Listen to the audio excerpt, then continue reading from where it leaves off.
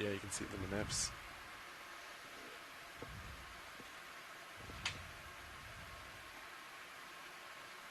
Oh, cool. Alright, I'm going to slow a little bit. Speed down, altitude 5 meters. I've got 20 altitude. You want me to just stop here? Yeah, sounds great.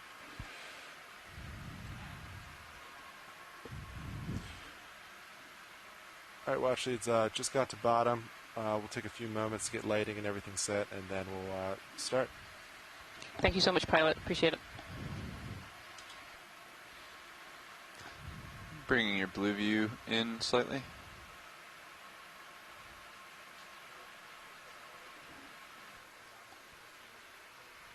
Copy that. Alright, Z-bias set at 25. Understood. Video. Lower, so it works. How do you feel about the swing arms? I think you could bring them out. I don't think there's anything. I mean, it's like bumpy, but... Yeah, your call. We could wait too. No problem in waiting. Look around a little.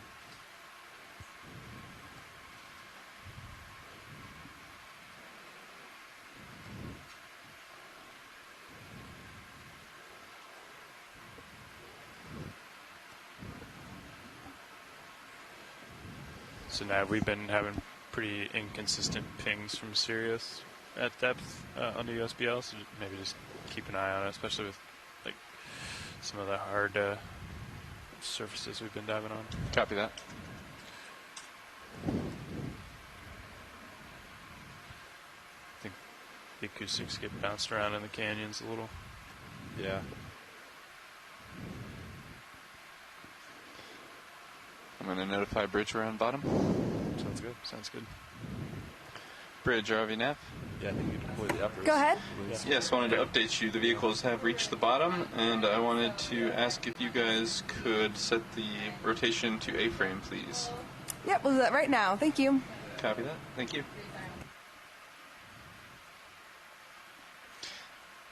Also, bridge ROV nav. Go ahead. We'd like to set the bailout direction, if that's a good time with you. Yes, now's a good time. Let's go ahead and set it to 190, please. All right, good copy. Bailout is 190. Copy that. Thank you. Thanks.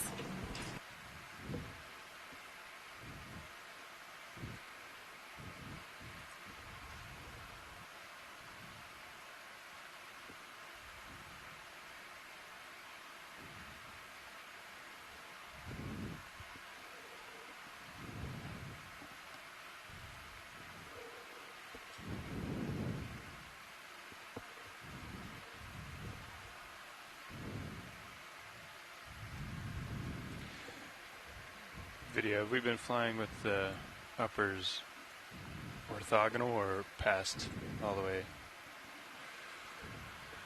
I think in the current light configuration, the number of lights we have, we've been slightly forward.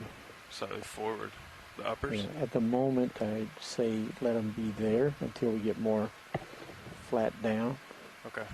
Because those are a little aft of perpendicular. Yeah, it's hard for me to tell this altitude. Okay. How perfect it is. Just let me know. Yeah. All right, pilot, your uppers are deployed. All right, sounds good. Z-bias is pretty good. Okay. All right, watch leads. I think we're all set to start. I was told you wanted to try to get a rock at the base here before we start moving. Is that still accurate? Not yet. Yes, that's correct, pilot. We would like to get a loose rock, and it seems like this is a good area to get a loose rock. Yeah, So there seem to be a few around. A little lower, and we'll look around.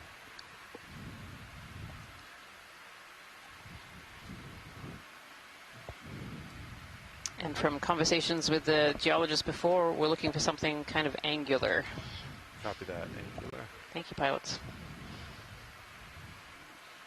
Pilot, I'm just going to center you Which up. I will admit, most of it looks angular here. Your sonar might make it slip up that way, too. Oh, yeah. Yep. Well, I guess that makes sense, actually, because we're kind of... Yeah, there's, like, you know, it might be any of these directions.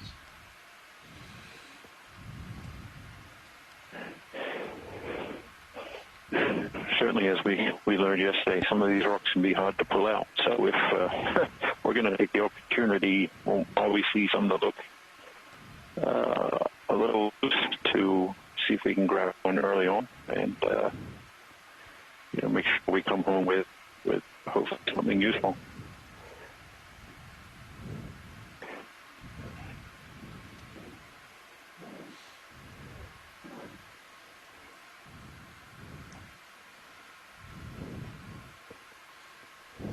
If you have stalk sponge there as well, I believe.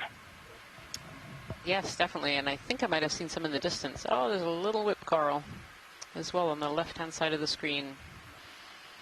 Yeah, watch it as I pan around for rocks. If you want views on anything, let me know. Yeah, I think it's probably the rock that we collect is probably dictated by what you can reach, honestly. There seems to be quite a few options for angular-looking rocks.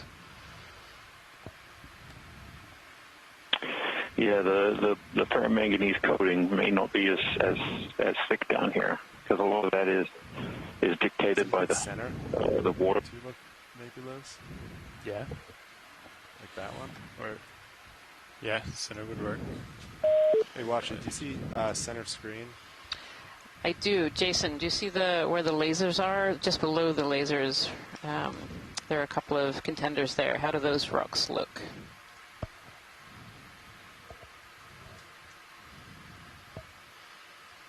Do you want to do a quick, maybe a half zoom? Yeah, hold that, please. Yeah, I think Jason might have been knocked off the call, sadly. But that one certainly looks angular to me. It doesn't seem to be heavily coated, so I think that one's a good contender if that's one that you can reach. Actually, I just heard from Jason over the chat line, yes, that one, please. So there we go. Let me see if I can reach it. Video, if you're good, please come on.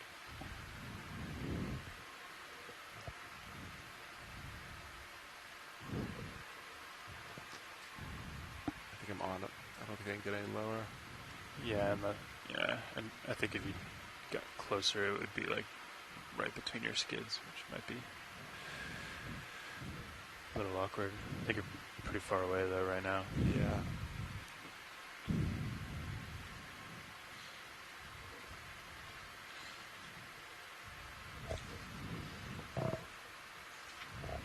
I'm not sure. I can look down with your mini Zeus if you want.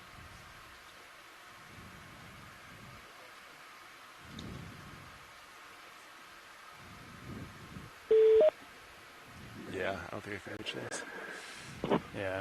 Hey, watch Hey, Ian, are you able to hear me now? Outside of my reach. I might have to look for a different one. Okay, no problem, pilot. Yes, Jason, I can hear you. Unfortunately, that particular rock was just a little bit out of reach for the ROV, so they're setting up to try and find one that they can reach. With all of these boulders all around us, it makes it very hard to set down and then collect something that might be lower than the ROV is itself. Yeah, they would certainly be hard to walk on, let alone putting a large remotely operated vehicle right on top of it. So definitely.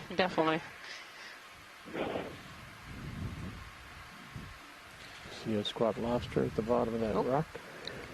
It's like a little squat lobster on a rock there, hanging out. A little more light, maybe see if we can see some potential rocks out here. Sounds good. Just a little opening to squeeze in. Kind of started off this dive immediately as we got down because this is just a great area to collect. But for those of you joining us today, I'd like to say welcome. I'd like to say welcome to Dive 5 of the NOAA Ocean Exploration Expedition, North Atlantic Stepping Stones. We are currently at Rockaway Seamount in the Corner Rise Seamount chain. I'm Rian Waller. I'm your biology lead. And Jason Chater is the geology lead and is onshore on the phone line today. good morning, good evening, good afternoon, wherever you are. We're seeing some really interesting geology at the start of the dive. We're just passing over what appear to be the tops of pillow lavas. Perhaps some of the best exposed sort of primary textures and morphology that the rock we've seen so far. Mostly what we've seen is pretty heavily crusted by a manganese crust and iron, manganese dominated sure. 10 meter move, sort of crust of different minerals that precipitate out of the water column. But here it doesn't seem to be as thick or well developed as we've been seeing before. So an opportunity here to 10 meters, sorry. To try and get a really good sample for age dating and the geochemistry. So Go ahead. scientists Put ashore, in our first ship move if we could. some of who are Yep, we're ready. flowing along. We'd like to go a range of 10 meters, I don't know, to bearing the left 0.45 center degrees of the at decimal view. 2 knots, please. I don't know if that. All right, just to confirm, the range is Or you already got 10 your eyes on one? meters, bearing 0.45 degrees at a speed of decimal 2 knots. Affirmative. All right, thank you. Thanks, Bridge. But so we're going to take the opportunity when there are so many loose rocks. If you were with us yesterday, you saw us make coming down, several just, attempts to try and come down wrangle more. some rocks from the seafloor. I think he looked pretty good. We ended up getting a few, Just about at the limit. and certainly one of them looked to be a pretty thick ferromanganese crust. The other one we're still not quite sure on. Could be ice-erupted debris, rock that fell out of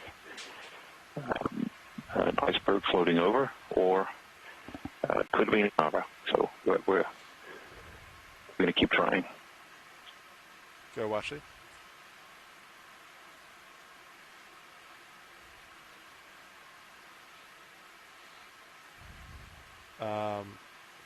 That one right there.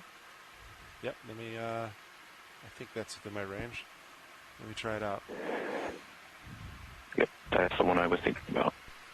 I think you can get there. I'm not going to come down anymore, I don't think. Yeah, that sounds good. Do we need to halt the ship move, pilots? No, I think that's just going to help us. I think. Okay, copy that.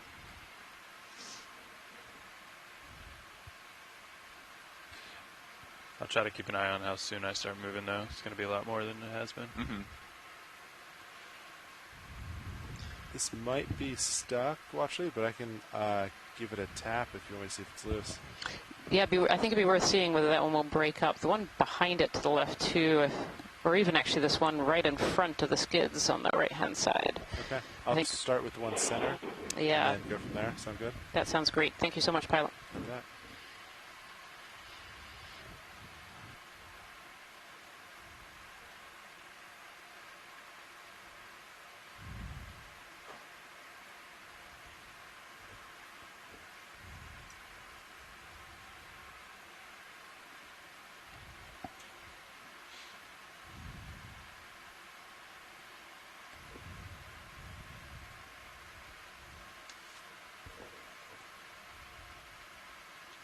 ROV nav, bridge. Go ahead, Bridge. The position move is complete. Copy, thank you. Thank you. Ship move complete. Co-pilot, let me know when you start feeling that movement if you can. Okay, yeah. Try to keep an eye on it. All right, Copilot. Let's see. Hydraulics are on. Looks good. Hydraulics are on, yep. I feel comfortable changing screens if you like that. Sure.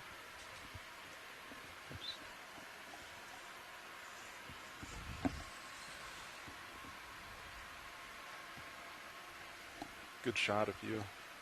Oh yeah, that rail cam's great. All right, arm coming live. 3, 2, 1. Indexing out.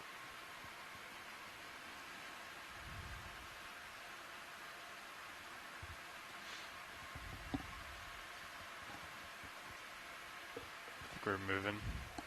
Yeah, a little wiggle. John. Copy that.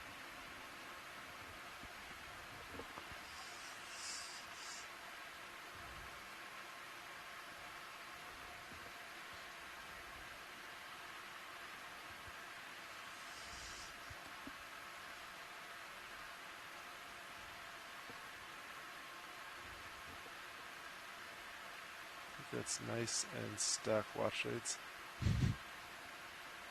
Yeah, that doesn't seem to be moving. I don't know if you get it from the other side. It might.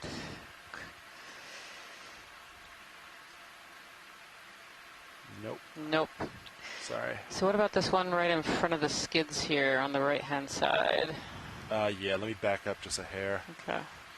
Thank you for trying. Yeah, of course.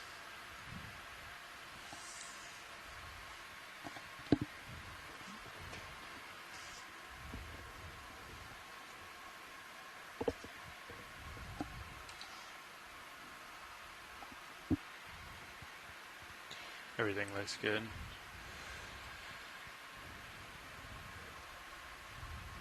Copy that.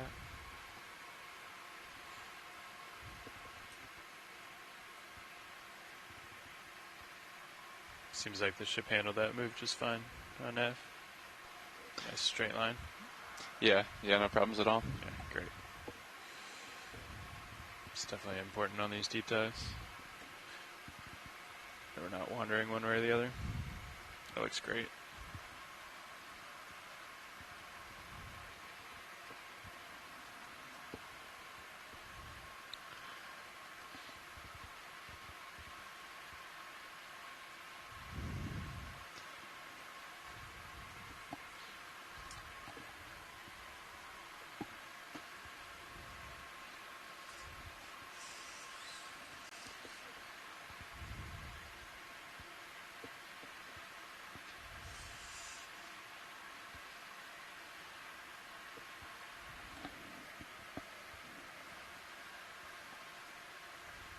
That one's definitely loose. There that we the one you are. wanted? That's movement. Yes, that one would be great, pilot. Thank you. Copy that. All right, Copilot, could you please wing inboard? Wing and inboard eye. I'll go for the lid. Oh.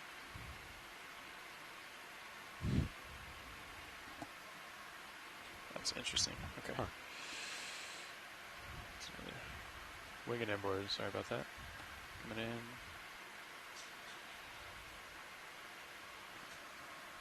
Full inboard. Copy that.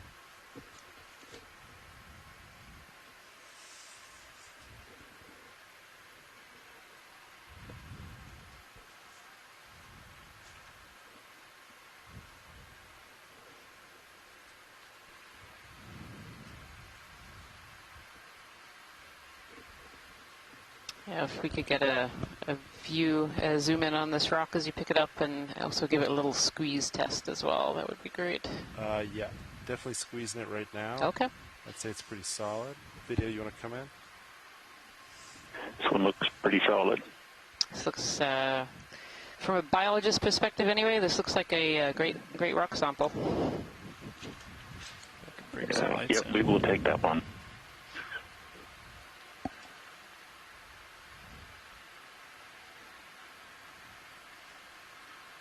Good for rotate.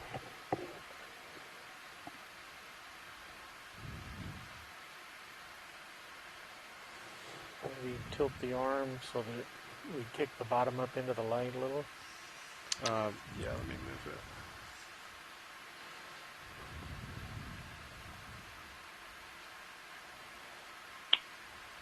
it. Good. Yeah, Thank you. that's good. A little more rotation. Thank you, there. pilot. Copy that.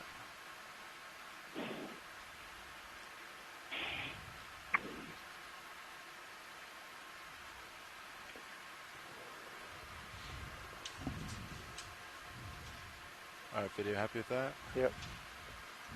All right, great. Come wide, please.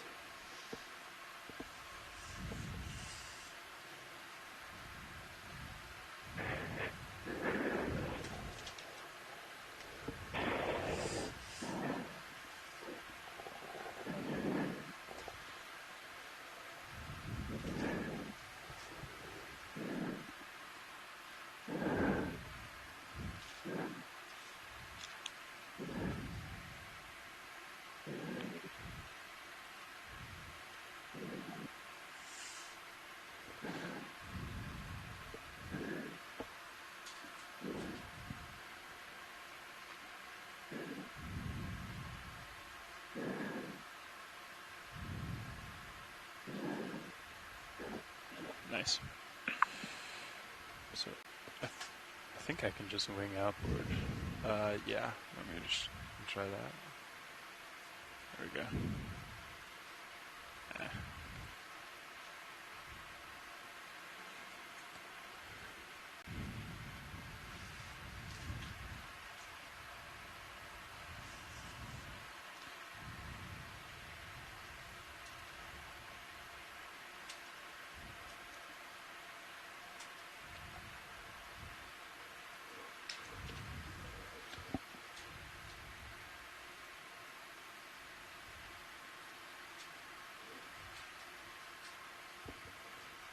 Nice.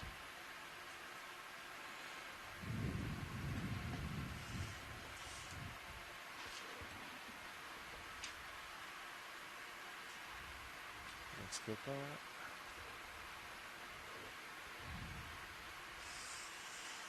Thank you, pilots.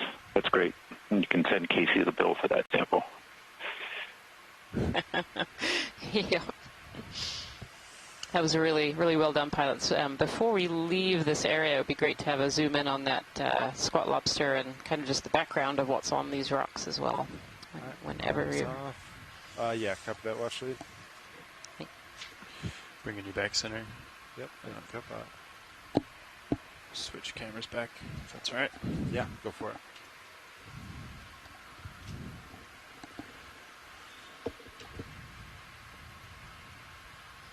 Video, you want to come in on spot lobster?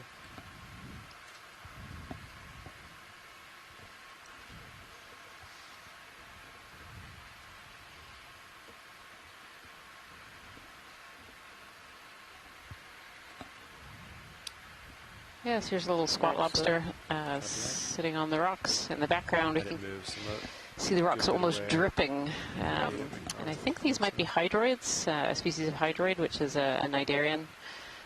May also be some bryozoans in there. There are lots of animals that encrust rocks, and the squat lobster could be getting some food from those, or might be picking some food out of the water column as well. We've seen a few of these squat lobsters as we landed here as well. Is that all you need, Washington? Perfect. Thank you so much. Okay. Is there anything else in the area? I think there was a coral skeleton up in the top right-hand side. Copy that. Kind of just above this particular feature. I think it was just a skeleton, but it'd be worth taking a look. Yeah, understood. Yeah, the one right up top? Yeah, almost center screen right now. Yeah.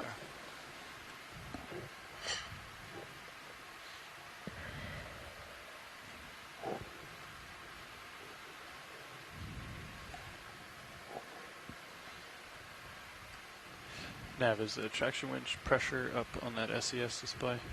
Is that one of the graphs? Yes. Looks almost from this distance to be potentially a bamboo, either skeleton or actually coral. Yeah. We'll take a closer look here. Great.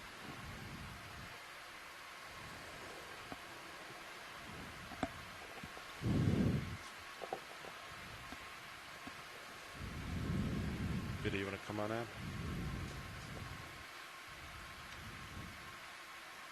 Just like bump.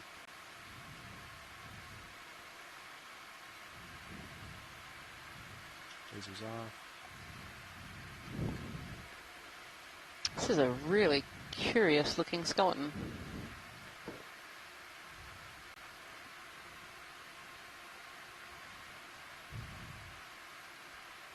I don't know if Scott France is still on the line, but those are two really curious structures on the end of this skeleton. Sorry, video, I'm not super stable. Yeah, I am here, Rian, and what I think I'm seeing is that the calcium carbonate internodes have been eroded faster than the proteinaceous nodes. Yes. They look much wider in diameter than the remaining skeleton. That's the way I interpret what I'm looking at. That would make sense, yeah. Yeah, and so what Scott France is meaning is that these bamboo corals have these black nodes, and we're looking at one now. It's actually got kind of a rusty red color on it, and that those are sticking around. They're made of protein, and then the calcium carbonate, the white, the skeleton in between those nodes is eroding away. Thank you, pilot. There were actually some really interesting. Yep.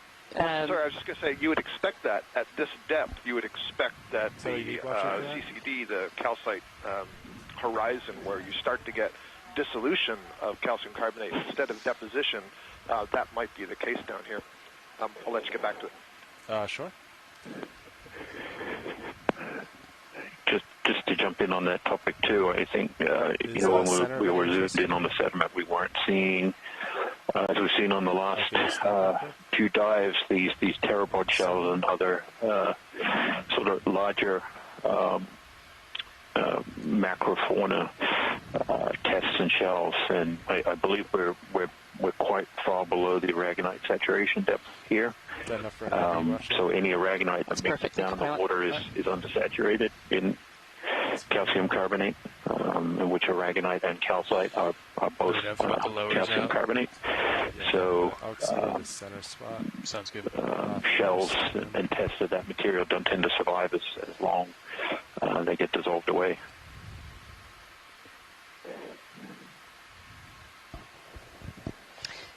And we had a question come in about why we're not seeing quite as much life as we saw on some of the steep and areas that look similar to this on yesterday's dive. Well, one answer that could help us guess that there'd be less life down here is really the depth. So we're not quite double, but almost double the amount of depth that we were yesterday, which means there's about half the amount of food down here. And where there's less food, there tends to be less life. And so we wouldn't expect there to be as great a diversity down here.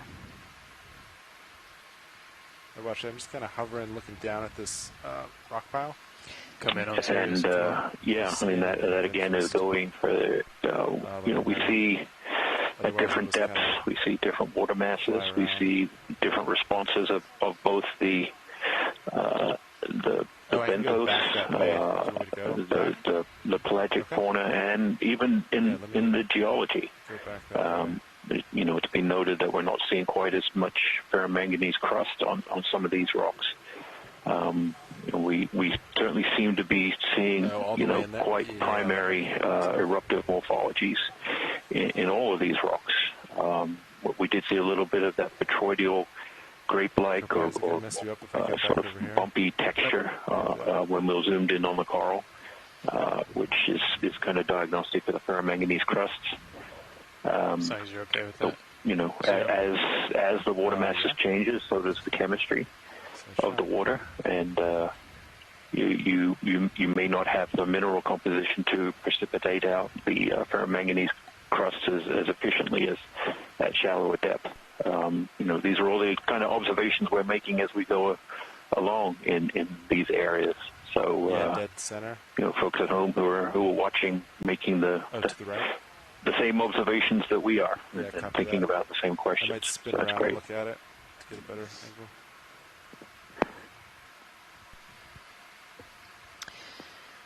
So we're just going to try and take a look. A quick look at the SWIP. Yep, that's what we're setting up to do there. So one of the things sitting in this back seat is we're often having 2 or 3 conversations at once. We're talking to the pilots, we're talking to the expedition coordinators, and then we're talking to other folks on the line.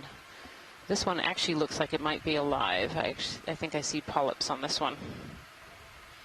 Yeah, it's a little hard to tell as we come in, isn't it? It is. It's usually that distinctive pink rather than bright white that gives it away that it might be alive, but I'm pretty sure at this point I see polyps on it. So do I, yeah.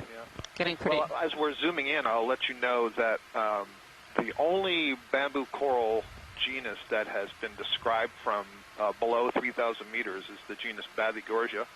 Les Watling and his student Abby Lapointe a couple of years ago described a new species of Bathygorgia and updated our information on another one. And at least one record, a presumptive record, it wasn't verified, but a presumptive record was made from the North Atlantic. So this would be cool if it was it. You want to come on in? And I see Les is in the chat room, so we'll get some input from him when we get the Zoom. But that would be really exciting. I mean, this is really deep for these corals. This is definitely really deep for these corals. I wasn't expecting for us to see corals immediately on landing, so this is pretty exciting.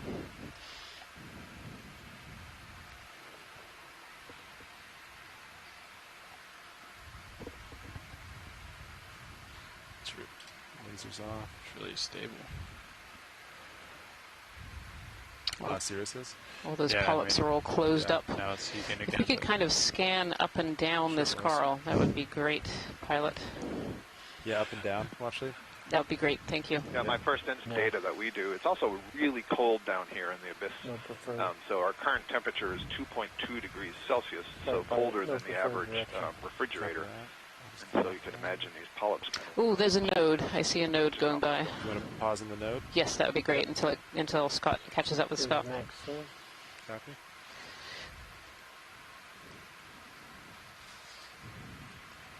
This points out that this would be the deepest bamboo coral collection in the Atlantic. Yeah, you can keep going up, pilot, if you could. Yeah, copy that. Thank you.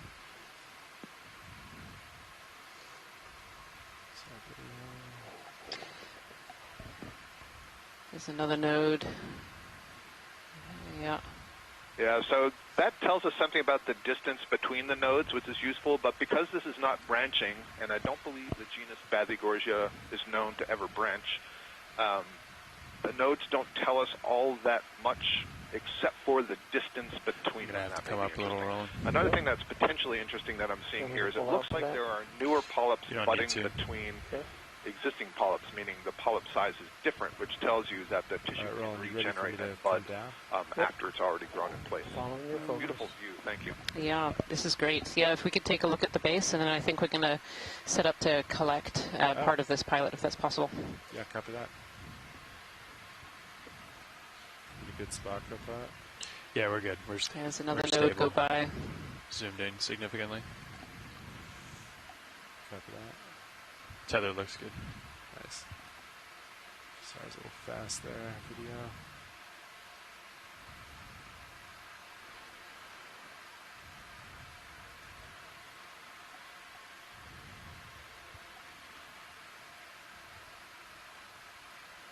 Looks like the polyps are beginning to space out a little bit as we're getting closer to the base, and that's relatively common for these octocorals.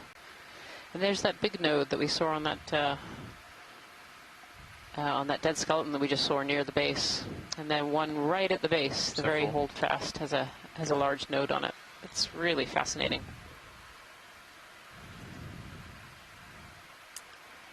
So Scott and Liz, I know Liz is on the chat room, Liz Watling. I'm assuming when collecting this, we'd like to try and collect at least one, if not two nodes. Am I correct in that?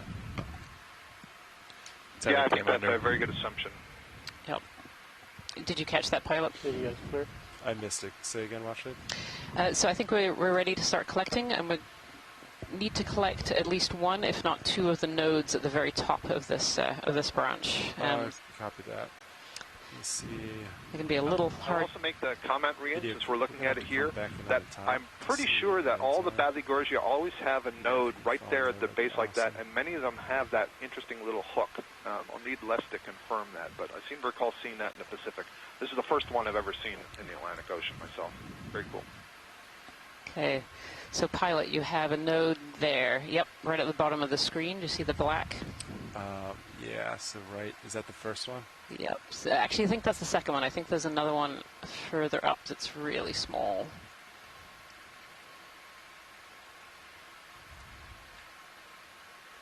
I'm looking. Yeah, I think there's one, two, three, four, 5 polyps down. I think there's one in there. Okay, so one. Definitely a clear And then demarcation. that one that we were just on, I think, is the second. So if we collect just below, give enough space. Just below this one? Yeah, give enough space that we don't risk crushing that node. Okay, sounds good. Thank you so much, pilot. Yep.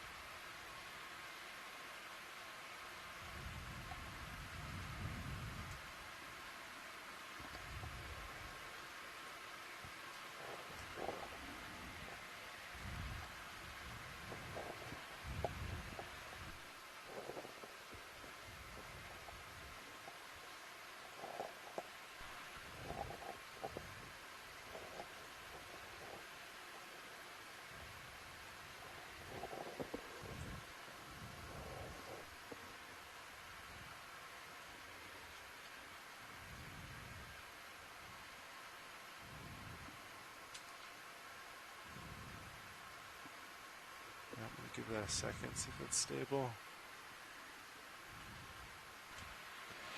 Yeah, looks like you're all set up. I can change cameras for you. Keep an eye on the Titan. And Yeah, do you think you can open the, I don't think the box will hit. you want to try it now? Yeah, sure.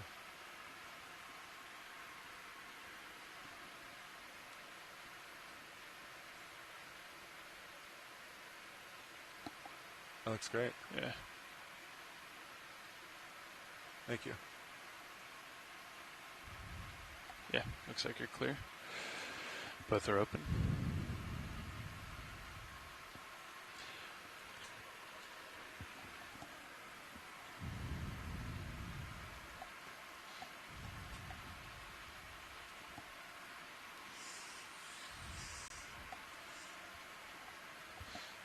Alright, hydraulics up, arms coming on, arm is live, indexing out.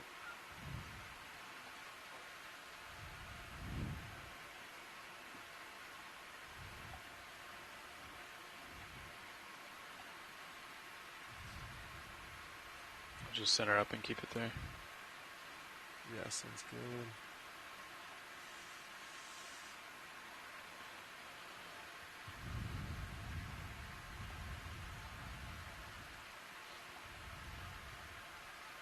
Alright, video, can you come partial on the main HD? I want to make sure I get underneath the second node.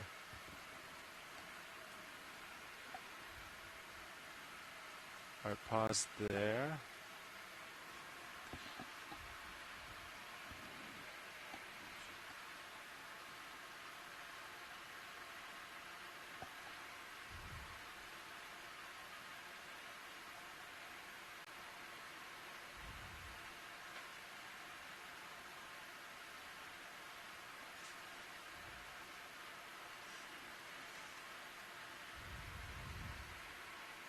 You want a partial zoom on HD2?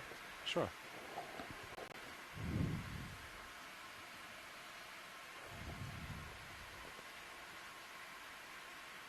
Yeah, hold that, please. Thanks.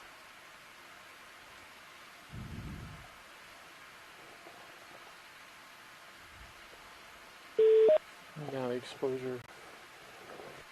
Alright, watch it. I think if I get it here, that second node looks to be well above it. Is that Looks perfect. Yep. good? Great.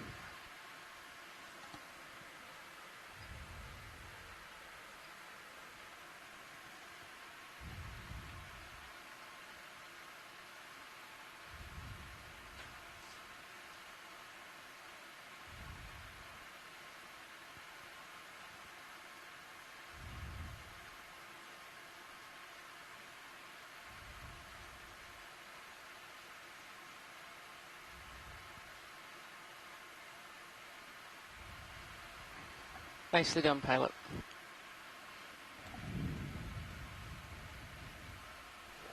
You want to look again for the node, or just put it away? Yeah. The top one was the questionable one. Let me tilt up.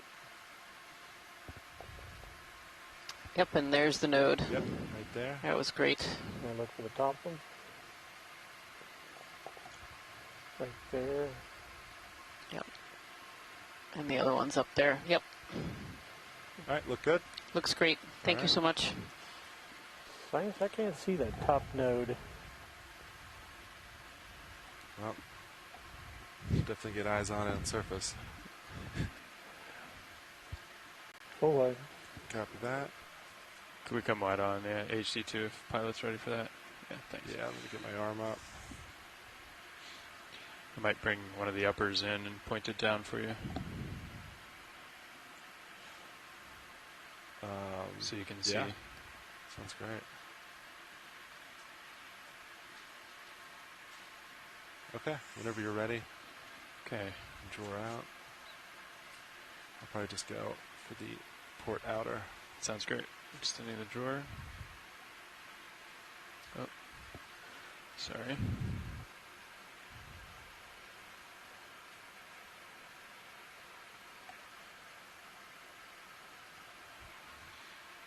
I thought that was open. There we go.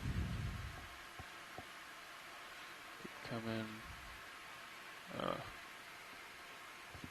That's weird. Did it move a little bit?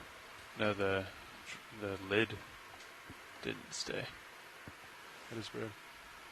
Do you want to try it again, or do you think you can get it? We could try it again. Yeah, sure. Let me try it one more time. Maybe retract pin all the way first. Yeah, I did. Oh.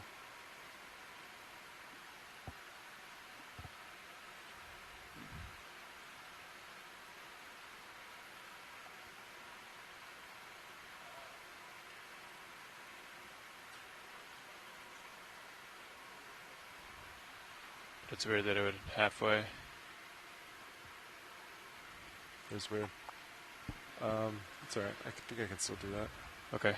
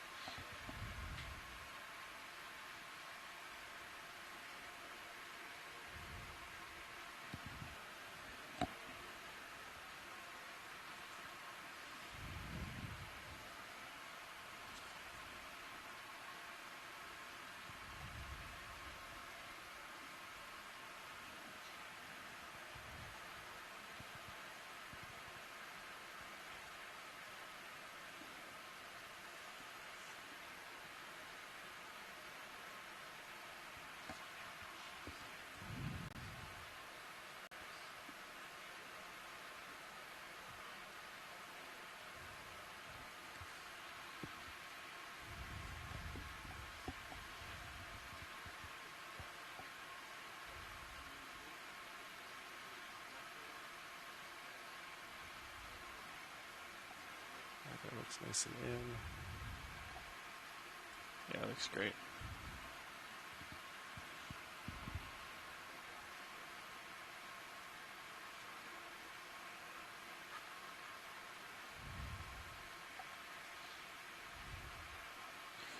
Alright, go ahead and close. Coming in.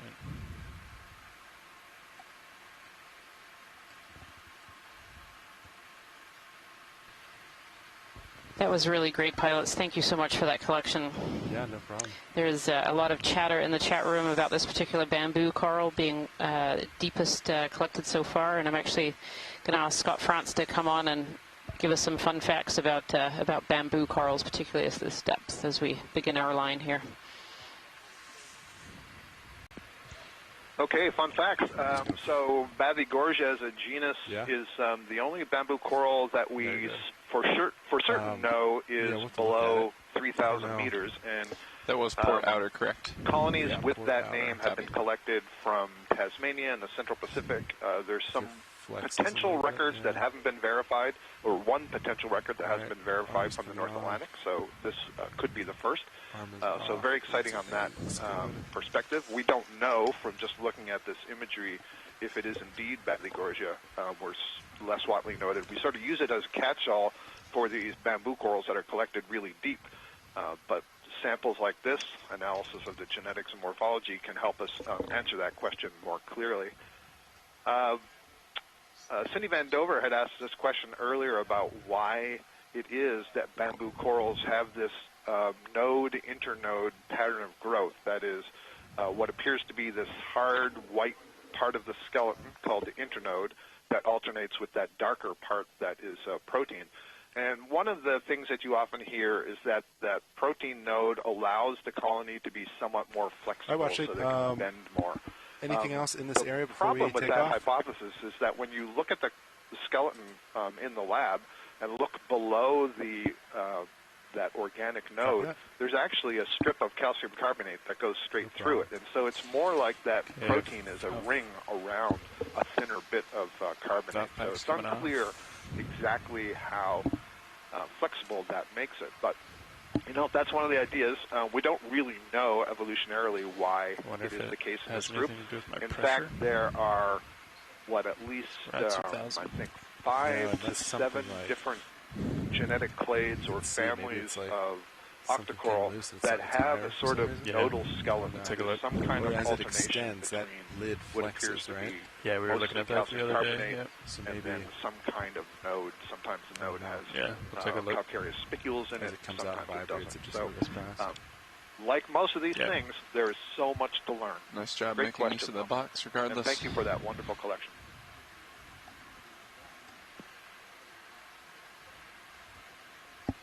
Glad I did. Twice. Oh yeah, it was doing the same thing. No, it was on the opposite side. Oh, okay. So it was doing the armpit reach. Oh yeah, that's tricky. And it was in the shadow area. And it was just a little... So yeah, I Yeah, think I we mean- should get in the habit of bringing the uppers in and pointing them down. I should have For done that. that, yeah. It was that- like towards the end, so I just gave it a little wiggle. Oh, I saw that. Yeah, And it that's just good. kind of lurched. But So I kind of came around with you for that. So I'm at So we're- 0.5. Pretty Yeah. exciting dive to start out. We've landed and we've made a rock collection, and now we have our first Yeah, it does look biologic like that. cool sample. And we really haven't gone anywhere yet, so we're going to begin our transect Okay, to 0.45. start climbing up the seamount feel about another ship move? and you know, see if we can make some more observations as we go along. Before we get to that slope, yeah, looks like we there might be a little bit of downhill. This has certainly downhill, been yeah. a very interesting dive already. Know what we're doing. I'll Seeing chat some with Watchley at the same of the time. things we hope to Watchley see. Nav. You know, some more of these volcanic lava morphologies, and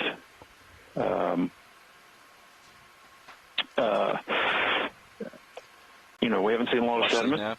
Very small amount of sediment, but that may change as we go up. You can see there's what we call marine snow in the water column. So these particles are making it down this far, but accumulation rates of sediment may be really slow. So Sure, at least. Do you want to do... I think we could do 30 meters. I don't see anything.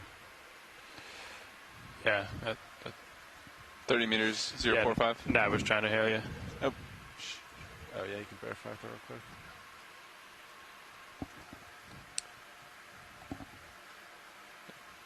Is that Watchley Nav? She's watched lead 2, I think. Watchley 2 Nav? Yep. Sorry, I think I had to turn down. 1 second. Let's try that. see a very complex bottom Watch lead 2 now. topography here as we move There we along. are. Sorry about that.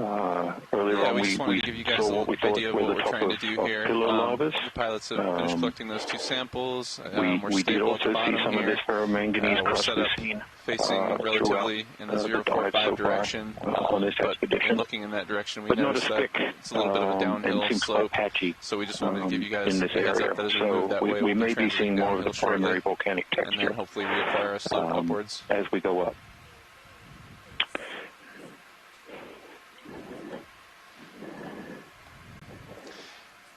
It's pretty slight, I think. Yeah, It's just a little hop It's there. it looks pretty. It's fine. Yeah, it looks like a short distance that we'll have to travel, so we're not too worried about it. Yeah, no problem. Let's do These 25. pillow-like features 25 meters. we think might be pillow Sounds good. lavas, Yeah, and, sounds then good. there is some I'll sheet get that in texture there. in there as well. Bridge RV nav. Go ahead. Yes, we'd like to do a ship move, please. Yes, go ahead. We'd like to do a move of 25 Thanks, Jason. I'm meters. not sure if everyone was bearing able to 0.45 hear that, degrees, but the decimal 2 pilots were knots. letting us know that there was a Okay, slight that's dip a in move the of topography 25 of what we're meters looking at bearing here, so 0.45 they just wanted degrees to make at sure that they .2 had good Good copy. orientation. So we'll be heading slightly downslope. There's just a little divot coming up, and then they'll continue the transect upslope.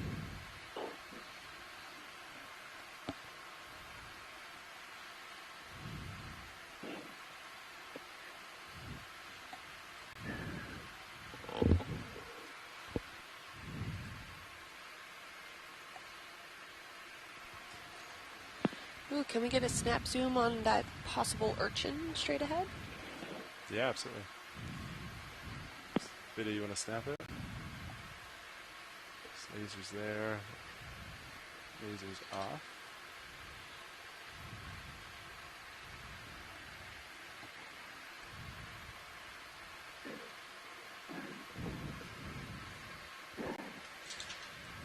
center.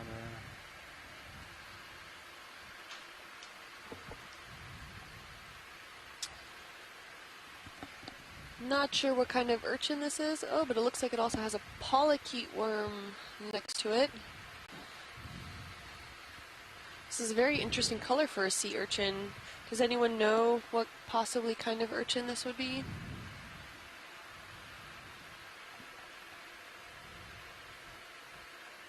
Kinothurid?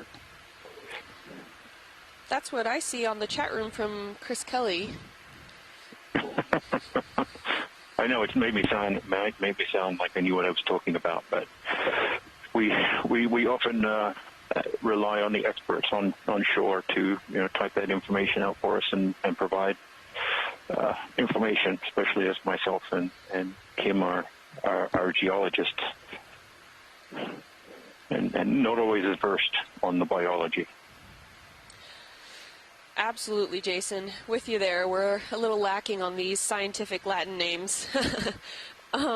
Chris Kelly also noted that on this urchin, the spines look really short, and that's true. Not many urchins that I'm at least familiar with have, especially these fine scaled, short, thin spines all around it. It's a bit dark mustard in color.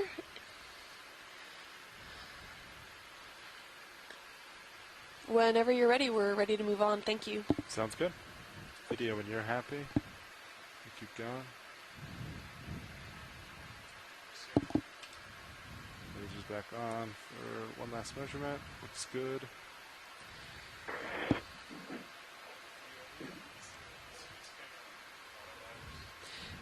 So Chris Kelly noted that it's, if it is an Echinotheurid, that it's a weird one if it's within that family range. And Chris Ma stated that he agrees it's irregular, sort of like a cassiduloid or something of that potential nature.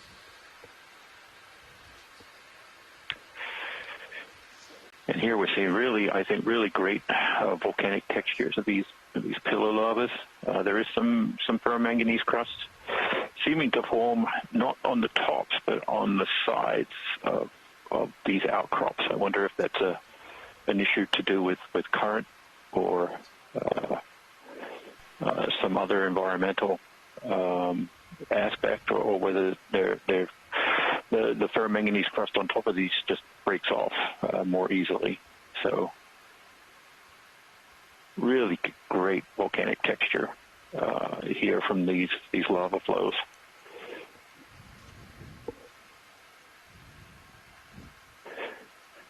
Much more complex, rugged topography than we've seen at the start of any of our dives so far. Often started in a relatively flat or low relief. They're not really flat. They tend to be 20 to 30 degrees. What we're seeing here. Yep, affirmative. Very complex outcrops and exposures of this material. Squat lobster right down the bottom of the frame there, trying to sneak off before we can zoom on it. We could have done 30. I think of 30 as like the length of the tether, and if we can't really see, I think as one of our we can always just ferromanganese crust experts on shore set, Kira Mizell, who will be taking over next week the geology code lead duties. I'll take a little break. He said perhaps the sediments are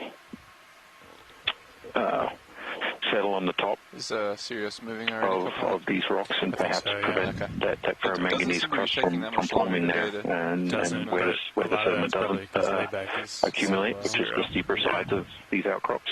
That's where we start to see this ferromanganese crust forming. Yeah, sorry, I'll pay more attention on our next one if we get one in. No problem. Yes, I'll spin back to 45. I think we can go ahead and get another one in. Yeah. Copy that. How far in this one?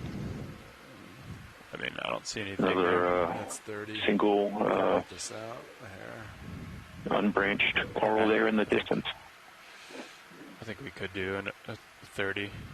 30 meters? So it's 60 out. Then we could always, I mean, we could just come up. I don't see anything. Yeah. I'm good with that. Yeah. If you want to do 30. 45. Copy that. I'll put that in. 30 meters. Next down. Bridge RV nav. RV Bridge, go ahead. We'd like to request a ship move, please. Go for it. Range 30 meters, 30 meters. Bearing 045 degrees at decimal 2 knots. Roger, I have 30 meters at 045 degrees at decimal 2 knots. Good copy. Aft cam's really nice. Stuff Looks like like it. Oh, yeah. That's great. Yeah, I think this would be fairly different from the other sponges that we've seen, which were all on a narrow stalk with the mass of the body at the top of the stalk. This one looks more like vase or those sort of plate-like ones we've been seeing in the past dives. yeah. Go ahead and lead me. Oh, is it the one coming in center? Yep. Let's see if I can reach it.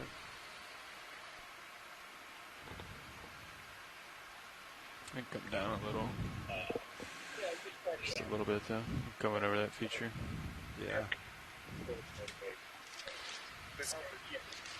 If someone's trying to chime in, we can barely hear you.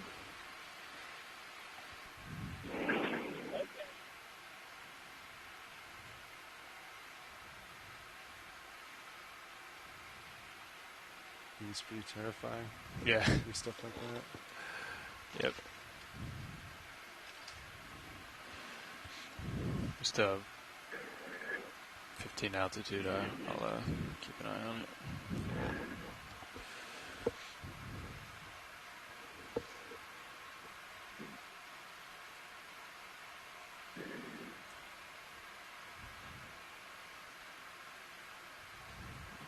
Downhill is just not optimal.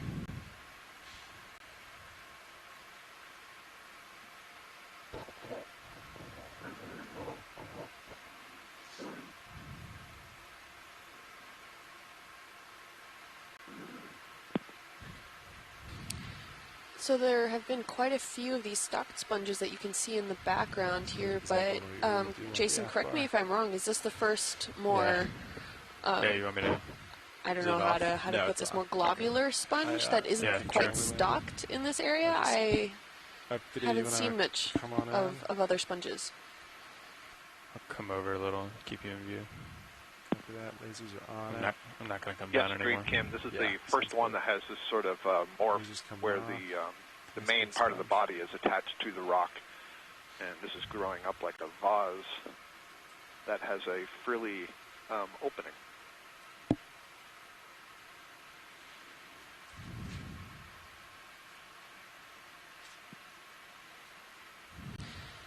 Definitely looks like those hexactinellids that we've seen before, kind of with a more of a sclerosponge look to it. Can I bring up the F cam just for a second? Yeah.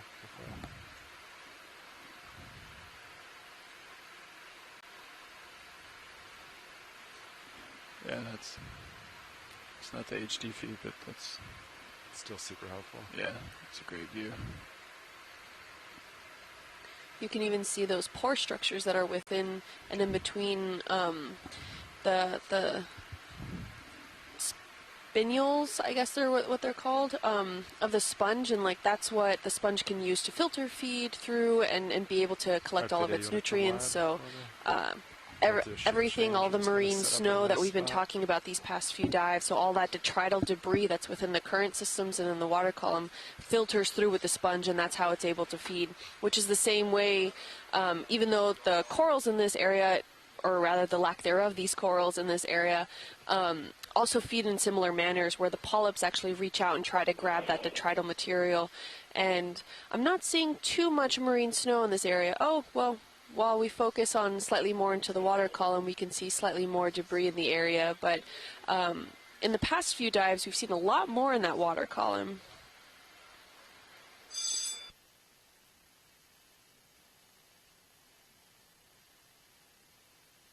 For sure, yeah. Once you get deeper, a lot of that marine snow is elsewhere, either deposited or taken up as food by the organisms shallower down. So it really is, interesting observations on the changes between the water depths that we've been looking at to date on these seamounts and this much deeper dive. So if you're just actually joining us this morning, I think it's still morning, it might be right at noon, you are watching the D2 ROV deployed from the NOAA ship Okeanos Explorer. And we are currently diving at a depth of 4,174 meters on the flank of Rockaway Seamount. And just as a little factoid on Rockaway Seamount, the name comes from the U.S. Coast Guard buoy tender and oceanographic ship Rockaway. So as we get into these more named seamounts in the Corner Rise and in the New England seamounts, which we'll hopefully visit a few on our way back to shore, we start to enter those that have been previously named. I think only one to date has been named that we visited, and that was Congress Seamount. So our dive today is the deepest that we've done so far, beginning at around 4,160 or 4,170. The bottom here is very complicated in terms of the terrain. Even before we've started really moving up the seamount here.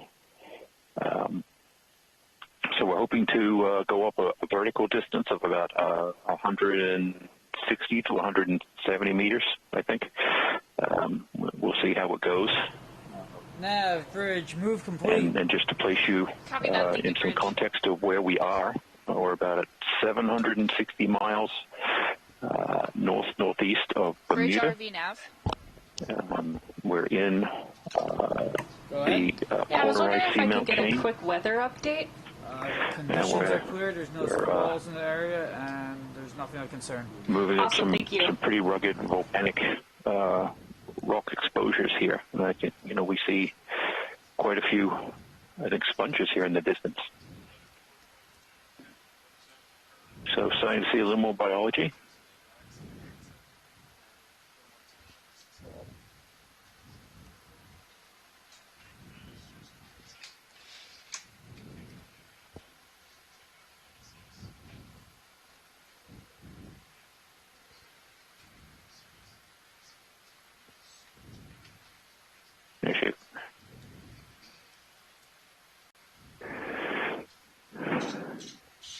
Pilots, I'm not sure if we can get down to it when things are ready to go. If we can head up that line of sponges.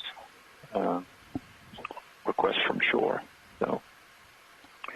Right, watch lead. Just taking right now over there's a watch change going on. That's why we're kind of just hanging out in the water column. There are several watches of pilots and co-pilots. We landed on a local high, and in order to continue up the track line periodically to looks like we may have to come down a little bit and then continue on. And during this time, here in the future, if that's what you would like, do a round of introduction. We may see quite a bit of blue water as we make our way safely over to the other side of this little dip.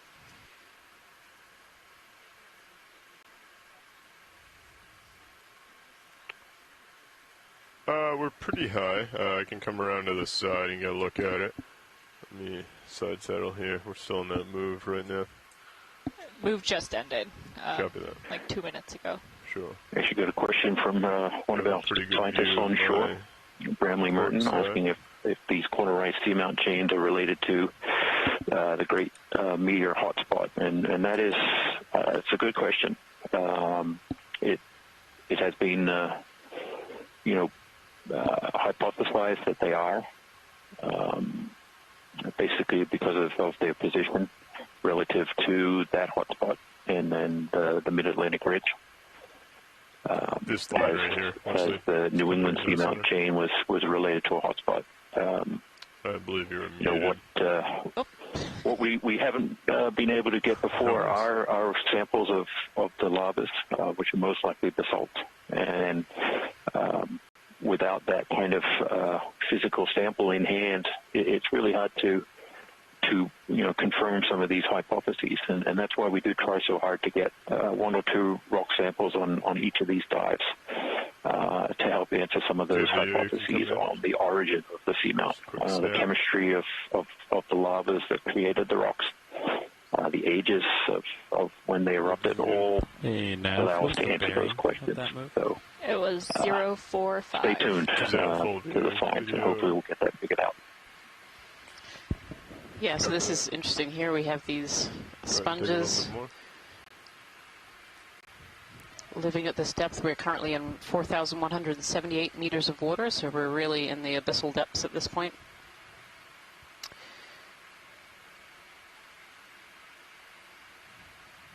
I think I'm at the max down in my rotator. If you want to come full wide. Get a little bit closer view as we come around here. Yeah, if we could just make it down the line. The really tall one would be interesting to take a look at. That's something a little different. Really tall one. It's kind of in between those 2 patches. Oh, copy. Is that a sponge or is that? Not sure. Okay. I assume it's a sponge, maybe a sponge skeleton. Understood.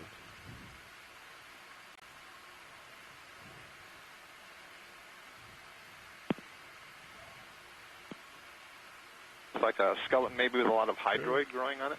That's what I wonder, if those kind of fluffy edges there are the hydroids, and the skeleton is originally a sponge, but it's, oh, yeah, maybe something a little different. Those cup corals on the top? I don't think so. There's zoanthids, maybe with circulids growing around them. Maybe, yeah. Coming down a little. Just 2 little zoanthids on the top. And I suppose it's not impossible that they're anemones. That's another thing to consider. Yeah. But all this other stuff, I think, is hydrozoan growing on an old dead sponge. Yep, old sponge stalk. Thank you so much, Pilot. That's great. Full down. But these sponges are interesting. I'd like Chris Kelly, formerly from the University of Hawaii, seems very interested in them as well. And I'm wondering if these are something like what we have seen in some of those Central Pacific dives as well. These looks like sponges, kind of interesting. Heard from Tina Moltsova that those 2 little, what we thought were anemones or zoanthids on top are probably cereanthids.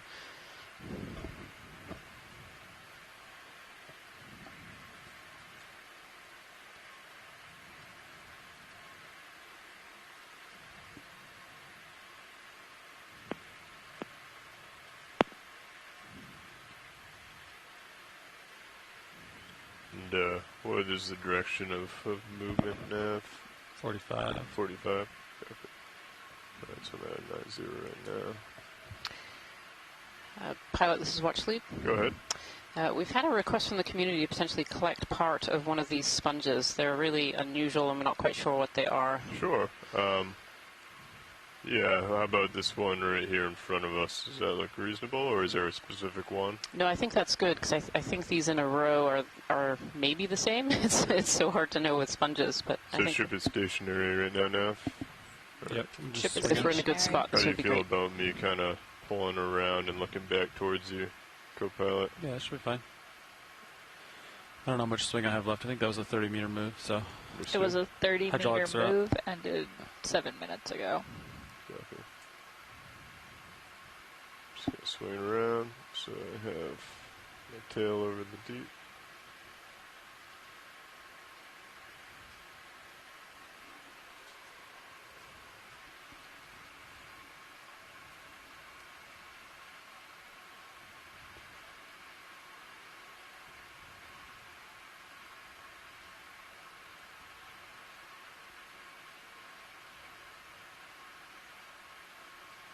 You may need to come down a little bit. coming down a few extra meters. It'll put us close to 20. Okay.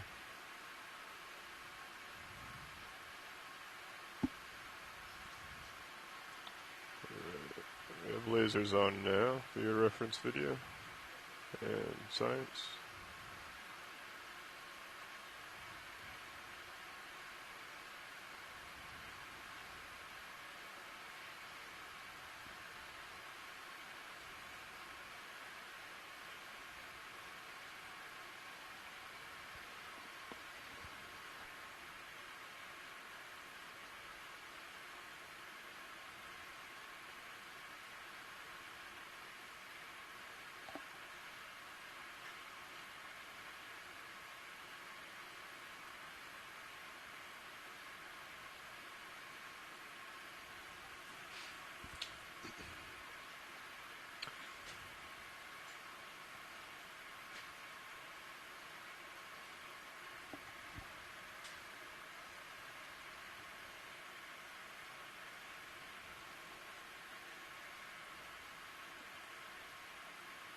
Okay. You have me spun up. Yeah, you're spun up. Thank you.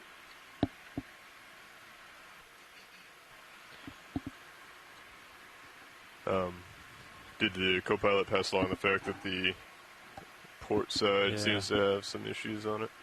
Yeah, the port. If you could leave my camera where it was, video, if you could come out a little bit, thanks.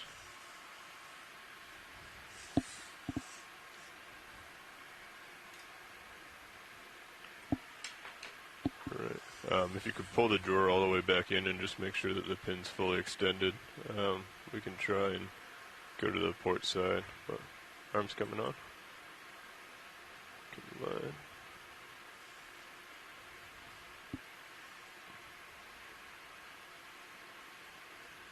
Okay, I retracted both the drawer and the pin and then extended.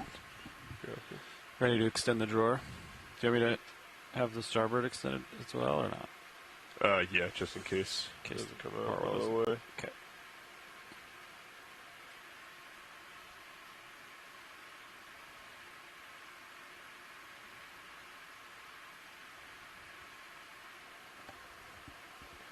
And watch lead, my thought was to take the whole sponge, or do you want just a piece? I think they're quite small, so the whole sponge is probably the way to go. Understood.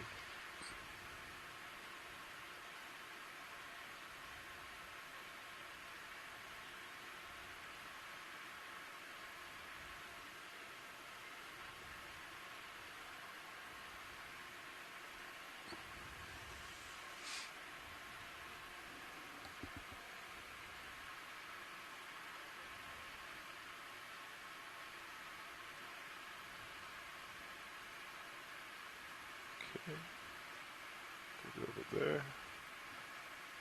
Force 3.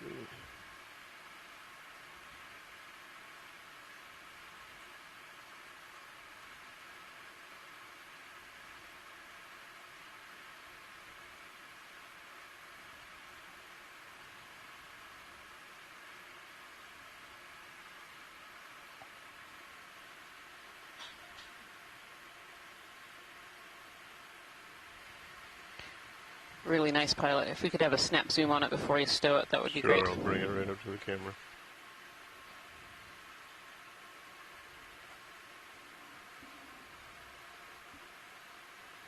Okay, video, if you could come in, I'll bring the camera up. And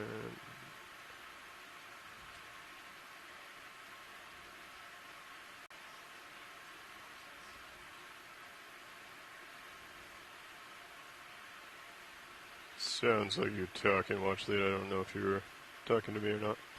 I'm having trouble with my buttons today, apparently. All right. Yep, I was just saying we've seen those pore structure they were talking about filtering earlier, and that's how these sponges feed. That's a really great shot. Thank you, pilot. I can get stowed. Copy that. Sounds good. Co-pilot, do you think I need to come out before we bring the draw out, or you? Good try here. All right. Feel free to come out. I'll take Mini and bring it down a little.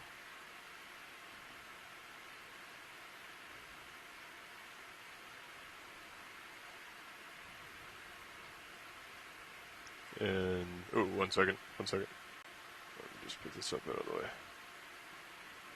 Alright, continue. Thanks, sorry about that. We have one in the port outer. I see, yeah, the lids. Want me to continue coming out, or? Yeah, continue coming out. Okay. I think we'll go for starboard side.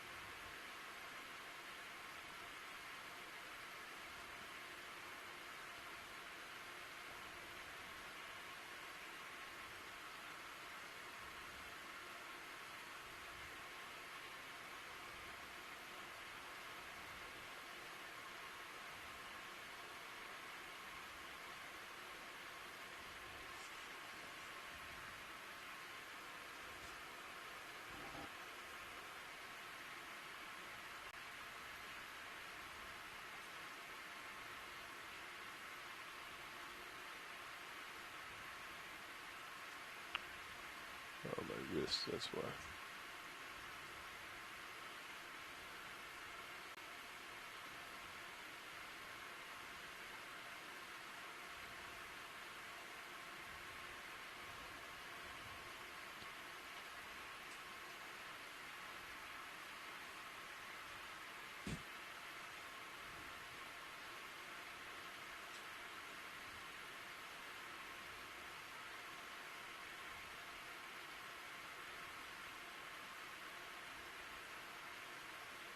Okay, just coming open.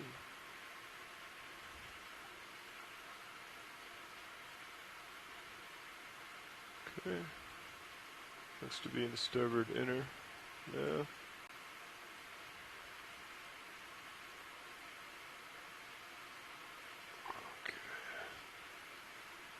Thank you. Nice. Great job, pilots. Thank you so much.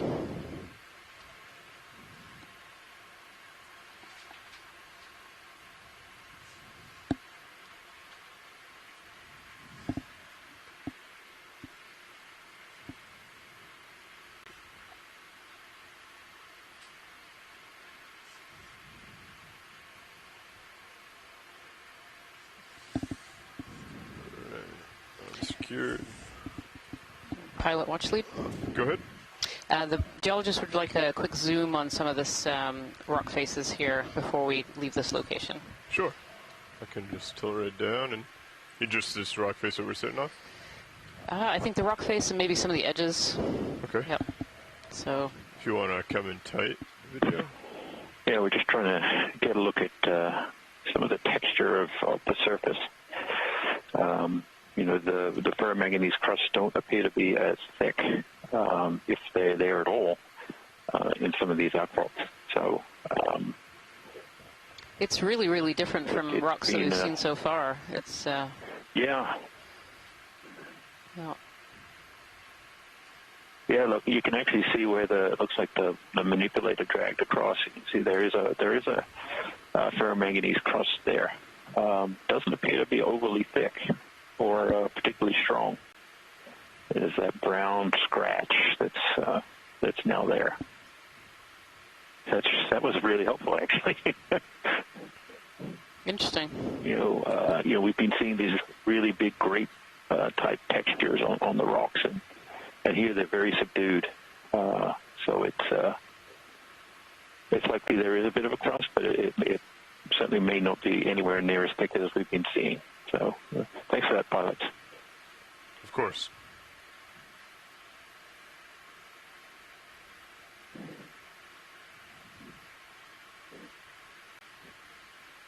It's that rusty, kind of dark brown to black color. That's well, it's clear when video is. Largely the manganese, but also there's an iron component in there.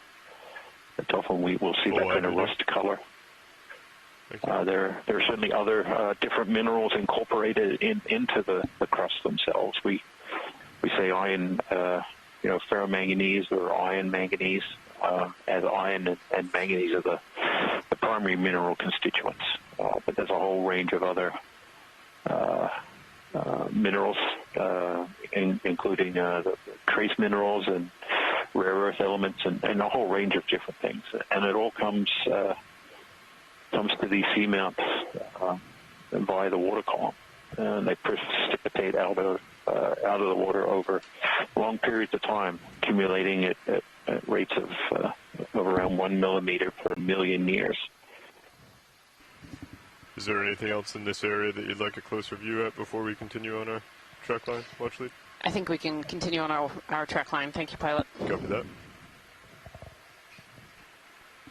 All right, let me get turned around. I'll push out a little bit, and then we'll follow this down slope. And then probably another move. You're looking down at me 90, right? Yeah, I'm looking straight down. 95. Yeah, there's 90-ish. Understood. Looks like it gets flatter as we come over here. I'll make my way to the port a little bit. We may start making our way back uphill shortly. And you're looking at 040 pretty much. Coming down. Who do you see?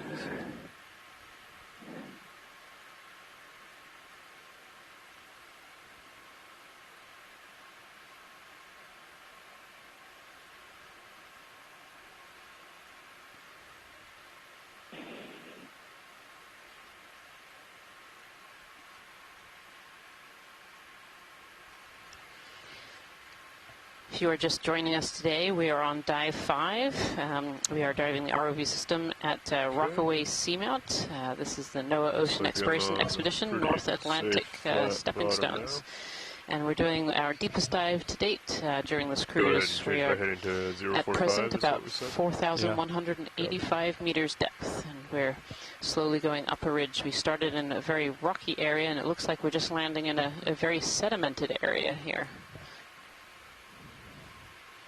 Probably get another move in.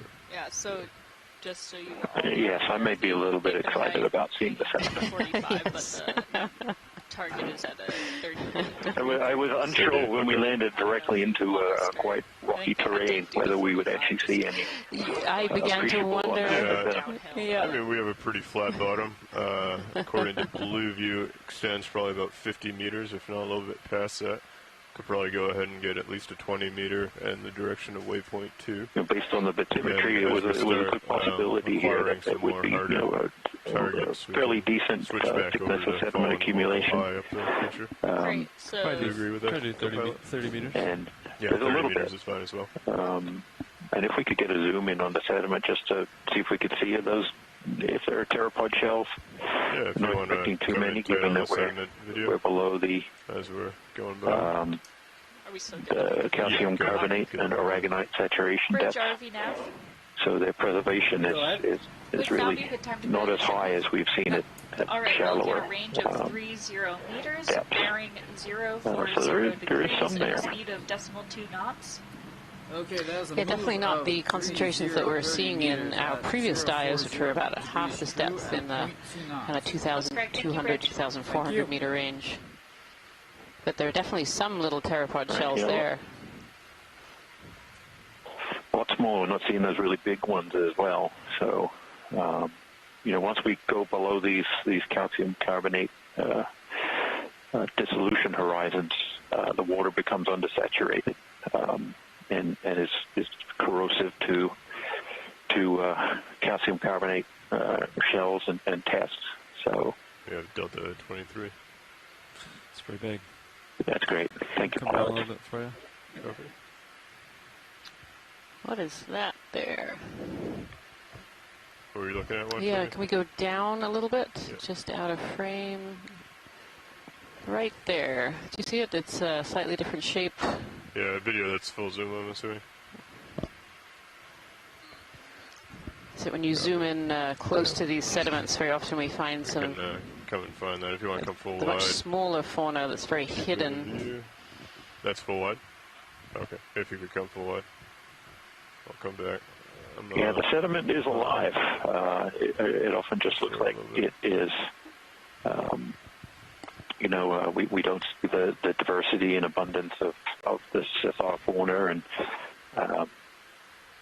but even at these depths, there are many different animals that live in the sediment, both from protection and for getting food. While it might seem kind of barren for fauna, it's there. It just buries down into the sediment. And there are many scientists on shore who do study those fauna in the sediment and more towards the right.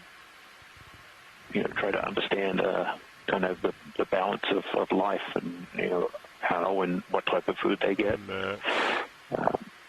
What they can tell us about the environments. Yeah, and it's very difficult for the pilots to be able to zoom in on these really small features. Yeah, I'm not sure what that is. Full wide. It'd be an old test that's been covered over. Yeah, we may have lost it. Lower right. Oh, there it is. Yep. I'll get a tow and we can get a good view. I think I'm pretty far on my rotator, so I'll back up. There's actually a little colony of something right in front of it too, to the slight left. Do you see it waving? You can just see the shadow. Okay. Go ahead and come in on that feature, or the object. Coming over. That's the maximum. Oh, whatever it is, it's consolidated sediment that's built its home. I actually don't know what it is. Bryozoa is the guess from the scientific chat room here. Bryozoan has created its home out of these sediment grains. Oh, and now we have nematodes under all that sand. There is almost certainly nematodes. This is a very interesting little house structure this has. Yeah. Oh, sorry, the bryozoa was the other. Focus on those. Sorry, go ahead, Scott. Focus on those wavy things. Yeah, we can. Focus on the wavy things as we pull out. It's clear. Yep. Pilot, if we could move out just a little bit, just to the left of this, there was a colony, very light colored. Okay. And go down a little. Yeah. I'm at the maximized zoom, so I'm going to pull back a little bit, and then I can get it. There we go. Right there in the center. I'm going to get a little underneath it so I can bring my rotator up. Yep. Other thoughts on the structure we were just looking at, potentially a 4am? But very strange looking. Here we go.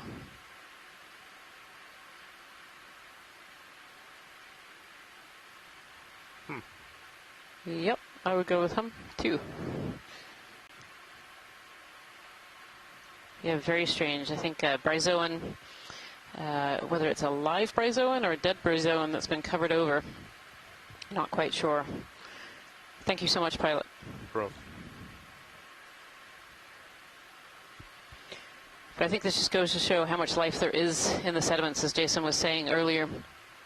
We often think of sediments as kind of these flat plains with not much going on, but in fact, if you get really close to the sediment and get into the sediment, we see organisms called infauna, which are these smaller animals that live within the sediments.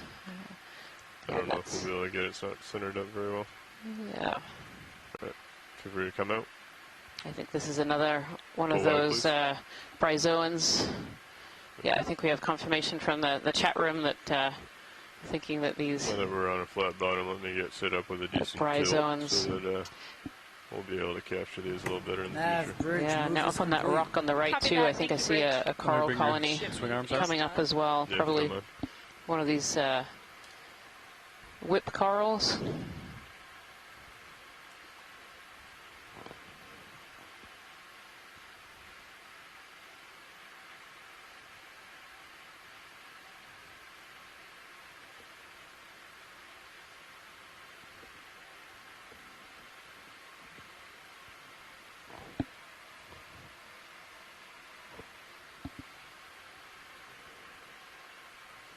Gonna bring Mini Zeus over to look at starboard lower.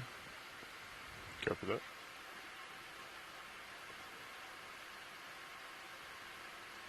Can actually see tracks in the sediment as well. So there's a lot of organisms that crawl along the bottom, like sea urchins and sea stars, brittle stars in particular. And these are creatures that can actually burrow into the sediment to get out of the way of predators. So they will crawl along the sediment, finding food or even eating sediment to extract food out of it, and then burrow into the sediments to stay out of the way.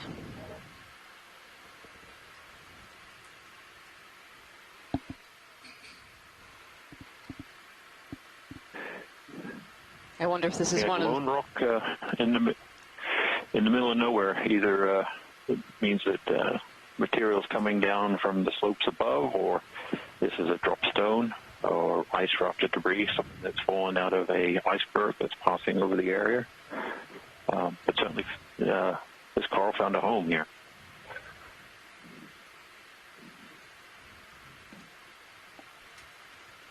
It appears we have lost Sirius tracking on the SBL. I expect that this is the same species as the one we collected earlier, and one of the things I can see as we're approaching it is that it does have a node very close to the attachment point to the rock, so that was a good characteristic that we can use.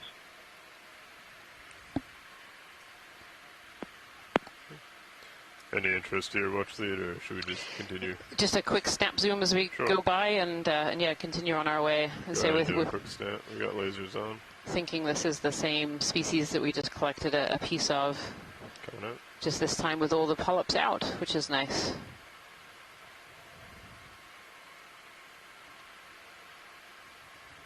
Something up to the top. And a request to go all the way to the bottom to the rock too once we've gone to the top.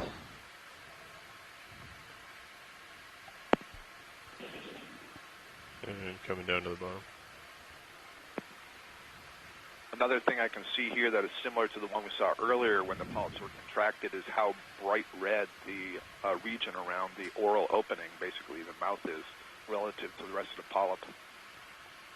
Yeah, there are your nodes, and the one black node right at the base is actually covered over, fairly calcified, but there is one in there. I can see that dark shadow. And again, note the interesting bend. And I think there's a second colony just behind it. Yes, I think so too. That's a sponge. I think that, is it? I think that's a carnivorous sponge. Actually, I see a node in it. I think it's one of these bamboos. There's a node in that. Yeah? Yeah. You sure that's not an amphipod on it? Oh, maybe. The geologist would like a zoom on the rock as well, if that's possible. Pilot. Yeah.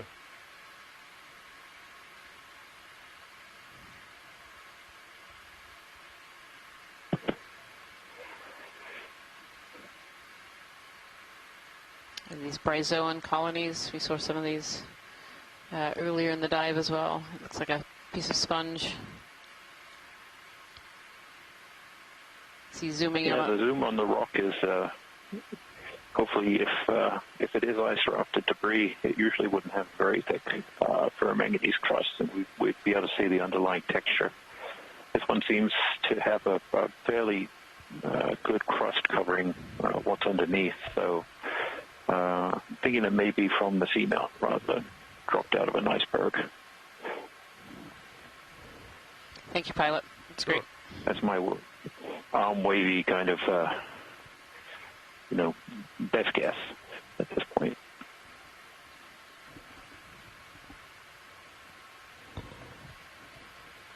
Anything else of interest here that you'd like to get a quick zoom in, or Sirius is starting to catch up? I think some zoom on the sediment if we're sitting here waiting to catch up. I mean, she's pretty much over us, so we can push forward. Say no to that. We can push forward. That's great. Okay. Though definite interest in sediment, of course. We'll stop after the next. I feel like you're teasing me now.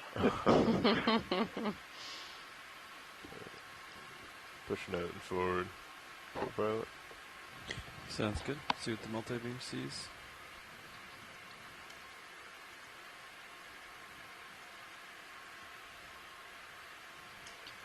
I think you still have the mini Zeus pointing at that swing arm. Oh. Yep. -90.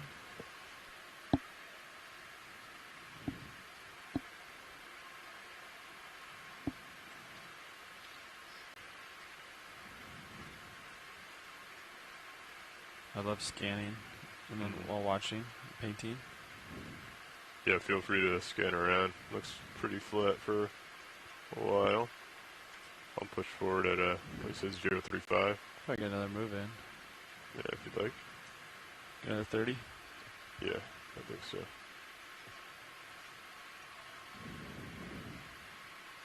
Do you want to do a snap zoom on this as we come by video?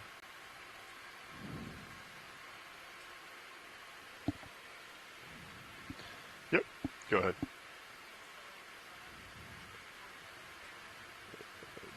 I believe you're muted now. A sponge on a rock. We still liking the 40-degree bearing? Yeah.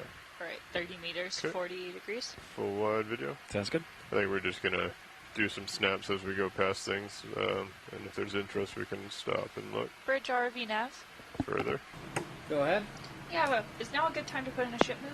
Go ahead Yes. and take a snap. All right, we're looking at a range I like of these 30 observations of the meters, single bearing suspension 040 feeders on a rock degrees, as speed a decimal 2 knots. microcosm of what the seamount is. Okay, that is a the range surrounding of abyssal 30 plain. meters, bearing Basically, 040 degrees. Largest at part 0.2 of the knots. deep ocean. It's great. That was a little Bridge. burrow. No problem. Have these For what? volcanic structures sticking up out of them where they attract the fauna that has to live on a hard substrate. This is something that's been digging here, huh? Yeah, a little burrow in the sediment there. You can see it's actually there's a few of them as we pull away. You can kind of see, and we can tell these are burrows because the sediment is just a different color. So this is an animal burrowing into a deeper area and moving. A lot of the new particulates on the surface, they're moving them deeper and turning the sediments over as they go. It's an interesting little rock patch here as well in the middle of nowhere. We're seeing a whole bunch of these as we go along, just little areas where a rock, there's a big rock, and then a whole bunch of smaller little pebbles and boulders around it. It's interesting, whether there are pieces coming down the slope or things poking up from below.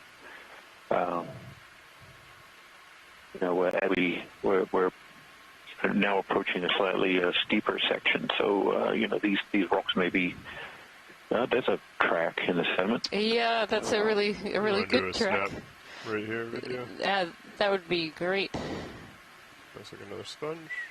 The sponge here. Oh, it looks like this little rock had tipped over. The sponge is now touching the sediment. Okay, for what?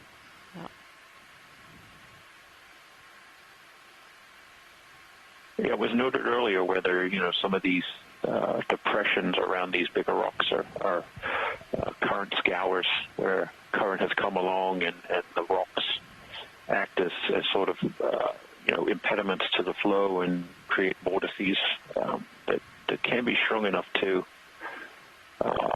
actually displace the sediment. And it's quite possible. I don't know if the pilots are experiencing much of in the way of a current as we're driving along here, and we're certainly not seeing ripples on the sediment. So, that would suggest more sustained current flow, but it may be periodic. There's a little bit of current, but it's very minor, and it's coming right at us, so out of heading southwest. So it seems like it.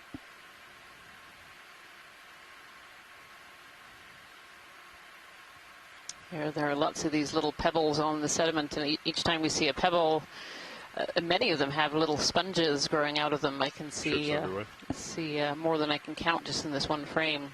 And then, of course, this larger rock that we're coming across here, it has one of these stalk sponges that have been really prolific over the last few dives.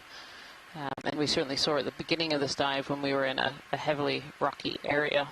And video, if you feel free to just lose the skids whenever we're in transit like that. Thank you.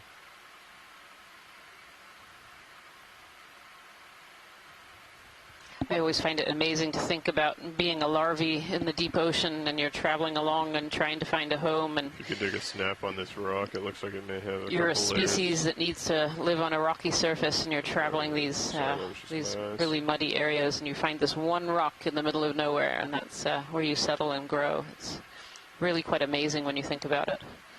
Just the distance between these rocks and how far these larvae have to travel. Coming up to the sponge.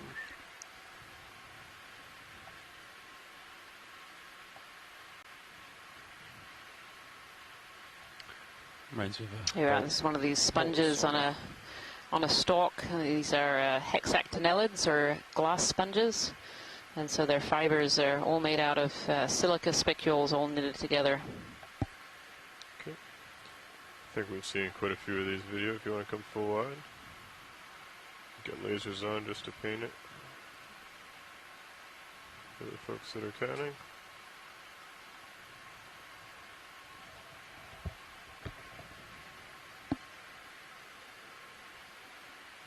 I'll come back to center co-pilot and we'll continue.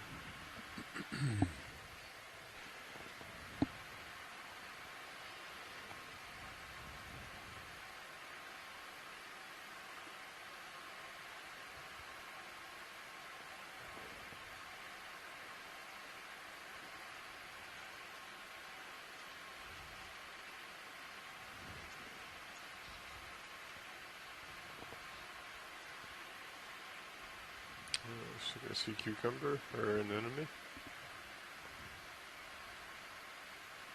It'd be great to snap zoom there. I think it's an anemone. Sure, if you want to do a quick snap zoom video. Just of interest I can set down. Is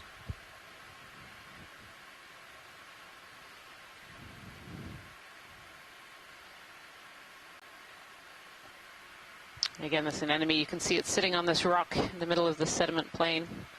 These anemones are related to corals. They're cnidarians, and so they are waiting for food to fall down.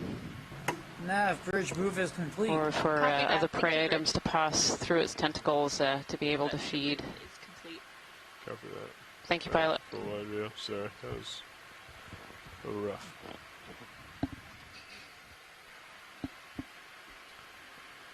What do we think? Another move? Keep going? Yep. I don't see anything for another 30 meters. I agree. Come back to 038.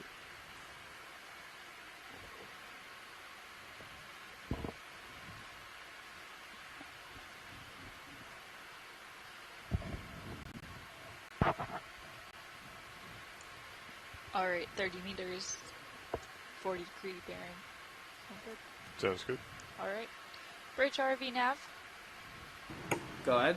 Yeah, I'd like to put in another ship move if it's a good time. That's a good time. All right, we're looking at a range of 30 meters, a bearing of 040 degrees, and speed decimal 2 knots. So that is a move of 30 meters, bearing 040 at decimal 2 knots. Roger that. Thank you, Bridge. Thank you.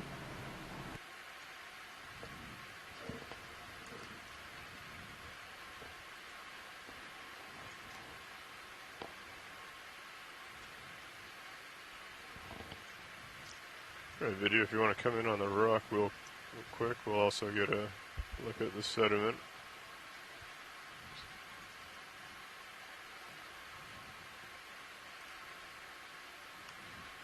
And then I'll come down and we'll try and get the sediment in here as well.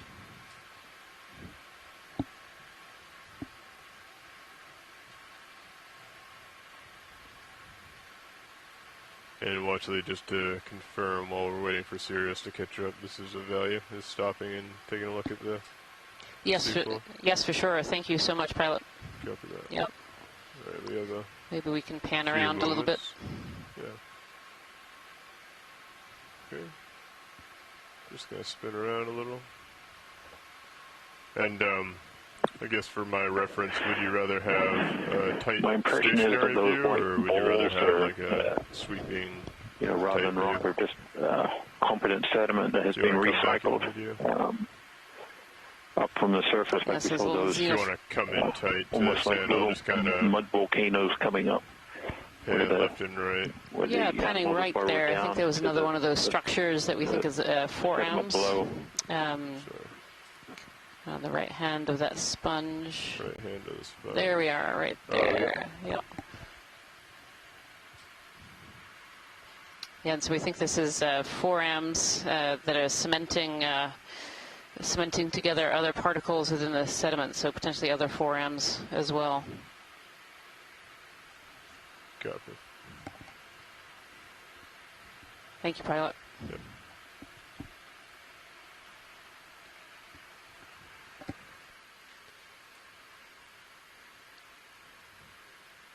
Yeah, sweeping around at about that zoom would be really helpful. Okay.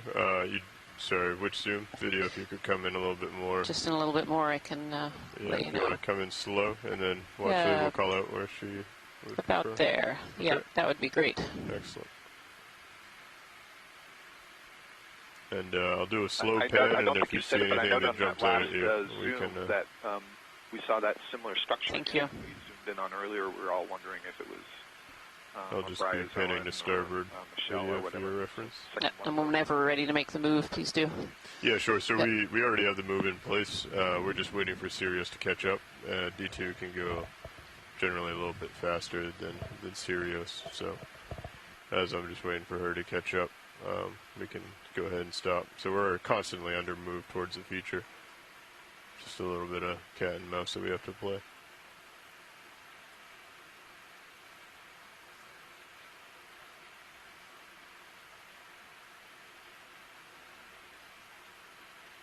Copilot, while I'm doing this, if you could keep an eye out for interesting things that may pop up in your screen that I may miss while I'm zoomed in.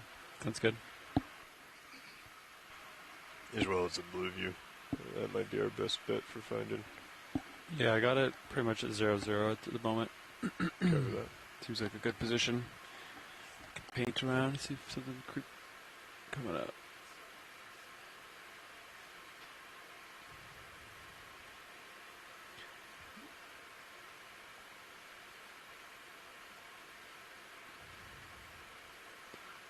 To me, it almost looks like 5-0 meters out. It's still clear, but yeah, we'll see.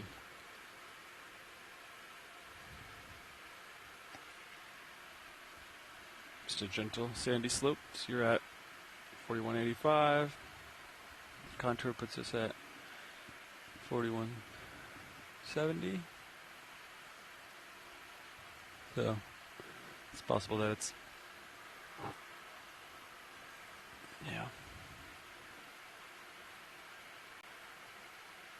that instead of a gentle slope, it's like shallow and then cliff, you know? Yeah. So we'll cautiously approach.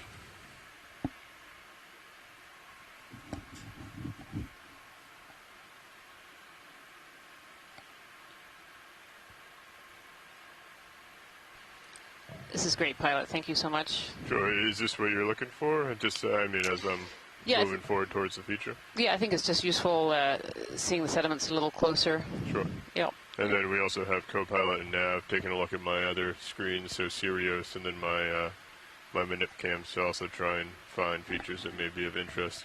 But it looks pretty flat. So if this is the best use of time, I think we can stay at this view and keep moving forward. I think we can broaden out just a little bit. Okay.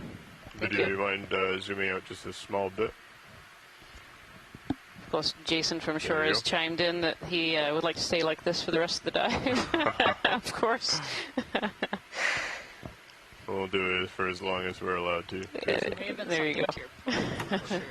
Nav, bridge move is complete. Copy that. Thank you, bridge. See it on. Yeah, so those of you from shore who've just joined us, we're actually on Dive 5 of the NOAA Ocean Exploration Expedition North Atlantic Stepping Stones. And the dive today is at Rockaway Seamount in the northern end of the Corner Rise Seamount chain. Our dive today has started really deep, about 4,190 meters. We're currently at 4,185 meters. And so we are diving currently on a southwest ridge. Edging up slightly, and we've so far landed in might just be a little dig out. rocky plain, and then and now in kind of a sediment field. There's something on the rock. Oh, right below it. Come back a little. Pilot watch lead? Go ahead. If we could have the lasers on, that would be helpful. Yeah, sure. Thank you. Lasers are on. Come back to Ted. You want to do a quick snap zoom on this? Yeah, a little sponge on there, essentially. Or maybe an anemone. Is that full? That shows how small or how far away this is. Yeah. Yep. I might have some dust coming in. Okay, if you want to come in. And there we are, this little white anemone. The success that these animals are actually having in colonizing these small rocks that are not very far above the sediment line, kind of points to a really slow sediment accumulation rate here. That's max. Otherwise, these little rocks and pebbles just wouldn't be here anymore. They would be quickly covered over. Quickly in a geologic sense. That might take 1,000 years, 2,000 years. But yeah, man, come up. Most of these bigger, slightly bigger ones have got somebody if we could, somebody zoom living back on them. into that partial zoom. So speedpen sticking up just to the left of the center. Left of center. Oh yeah. Well spotted, Jason. If you want to come in a little bit tighter on the C-pen potential.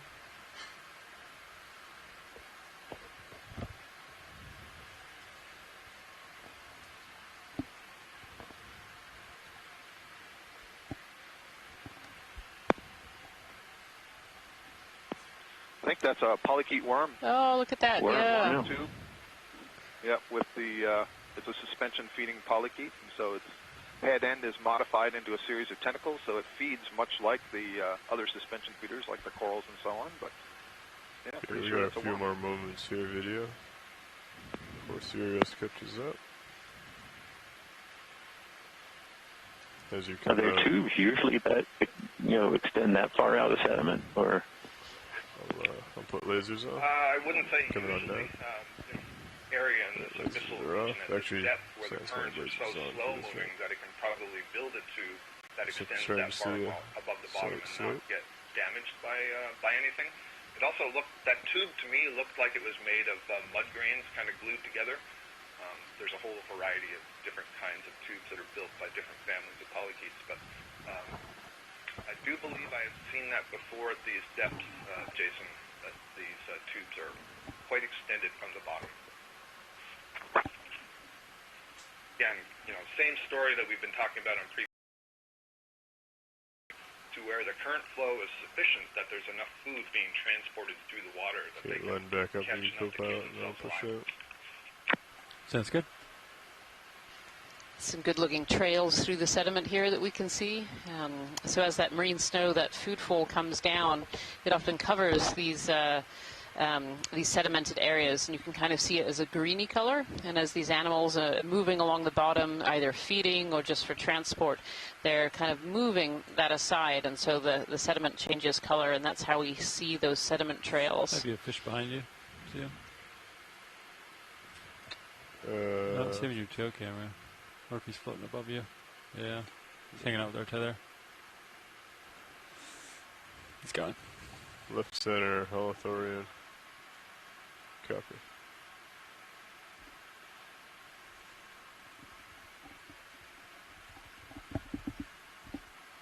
Understood. Is this the zoom you were looking for, Watchlead, or do you want it a little tighter? No, this is great, actually. This gives us a really good overview, and I think enough detail to pick out interesting things. Copy that. And to confirm, you want the lasers on as we're doing this? Lasers on would be great. Sure. Yep. That's it. I'll continue pushing out, co-pilot.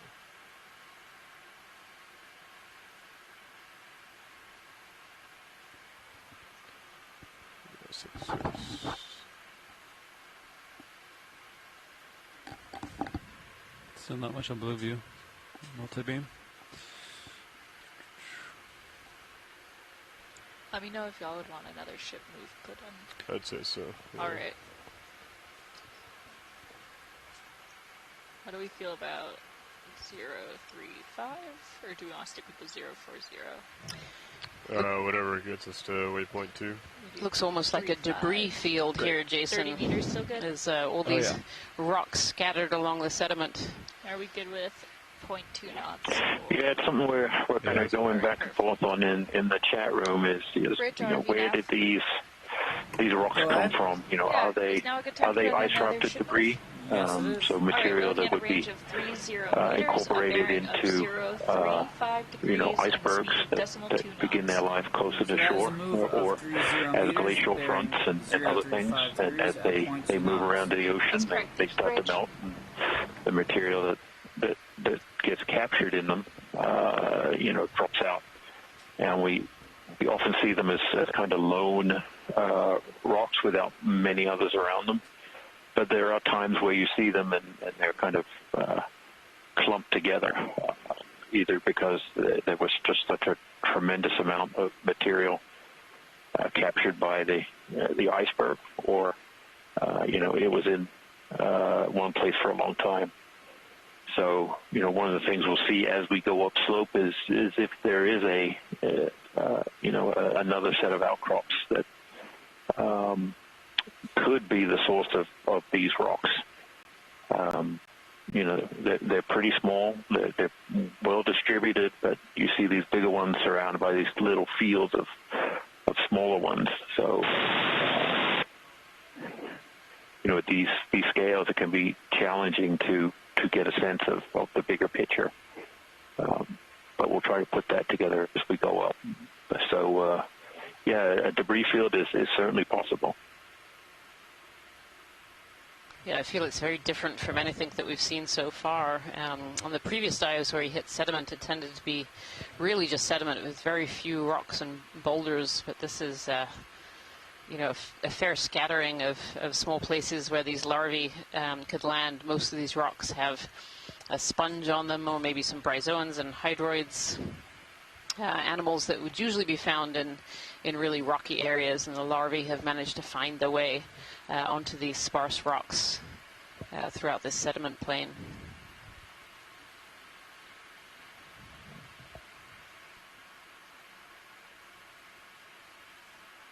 Could we have a snap zoom on this sponge right in front of us here? Sure. Thank you. Good idea if you want to start coming in. Got lasers on. Alright, coming off.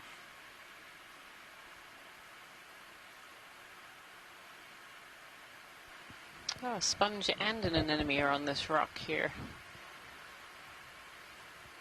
And that's interesting. Looking at the tentacles, this might actually be a cup coral that is sitting on this rock here.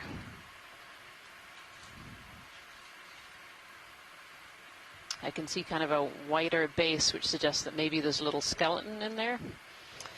These cup corals, too, we find some cup corals that live on sediments and others that live on rocks.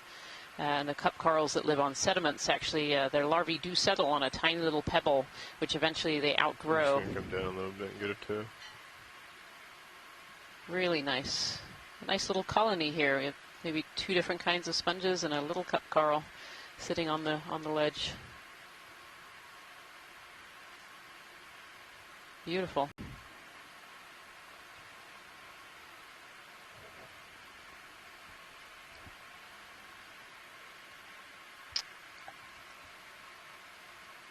And a little bryozoan on the other rock as well, kind of that purple.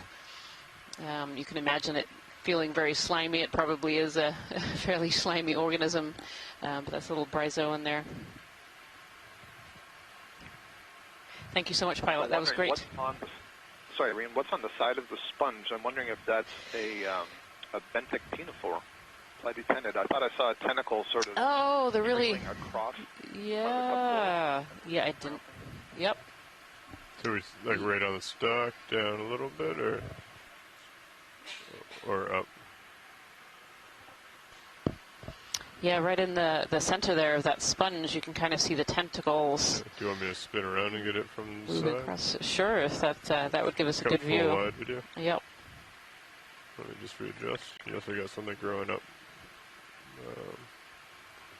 top. Let me just shuffle over to port. You got me at 4.2. Should have some time.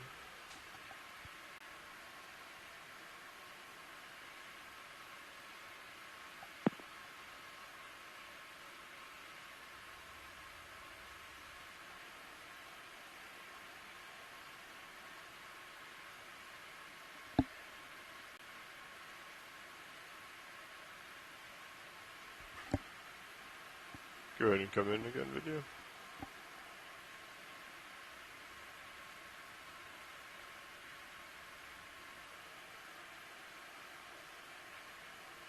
Again, so what we're looking at is this small little organism that's living at the base of this this sponge, and it's got big trailing tentacles that now facing towards us. We think that's a benthic ctenophore. We've seen ctenophores up in the water column. We saw some beautiful ones yesterday, but some of them do live on the benthos as well, on the seafloor. And this one is living on the side of this sponge. Where is this at the top of the sponge? That looks also, it looks very, like it has tentacles. Yeah, it looks very hydroid-ish to me, that one. ROV nav, yeah, again, bridge. blending in just really nicely with this, Position with move this sponge. completed. Copy that. Thank you, Bridge. If we could have a quick look at that, what we thought was a cup coral at the base. We're thinking maybe now it's a corallomorph.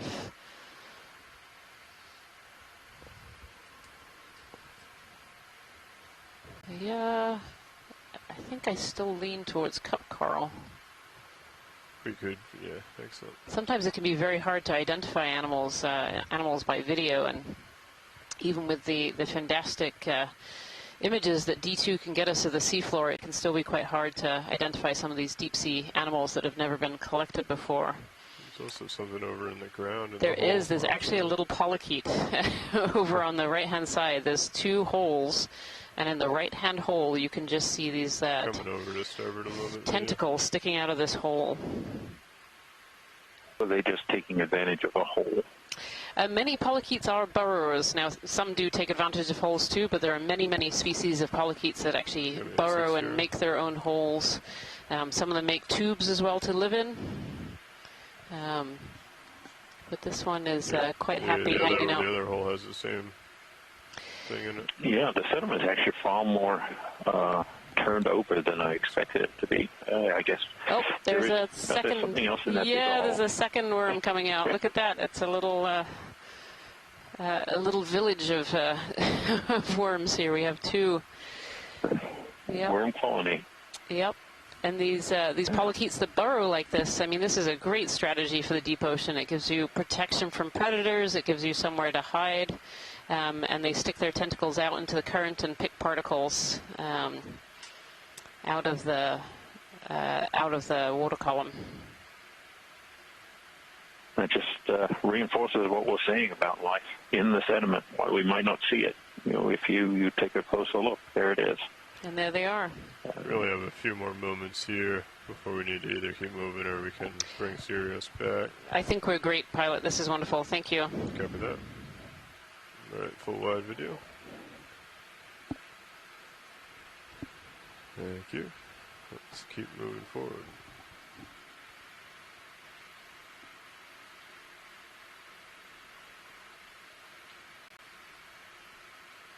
As someone who spends a lot of time looking at sediment, these infauna, all these worms and other animals that dig down through the sediment looking for food and protection, they can at times make our job a little difficult. They can partially mix or completely mix the sediments that, as a geologist, I'm looking at trying to understand the record of past events, past climate, past conditions, and these animals who live here, dig through them and rearrange the sediments, take pieces out and leave different pieces behind.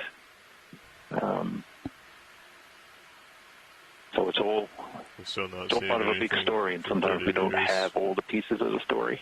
But probably have an hour before we want to start setting up to get off the bottom. Bear in mind, we also may be rinsing the cable this is a really dynamic sedimented surface here, far more than I expected to see.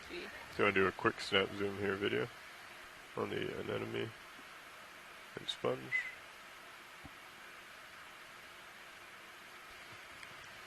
So this is another anemone and sponge kind of sitting on this rock in the sediment.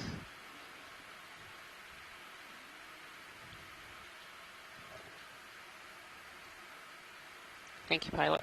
Okay. For what? We'll keep moving.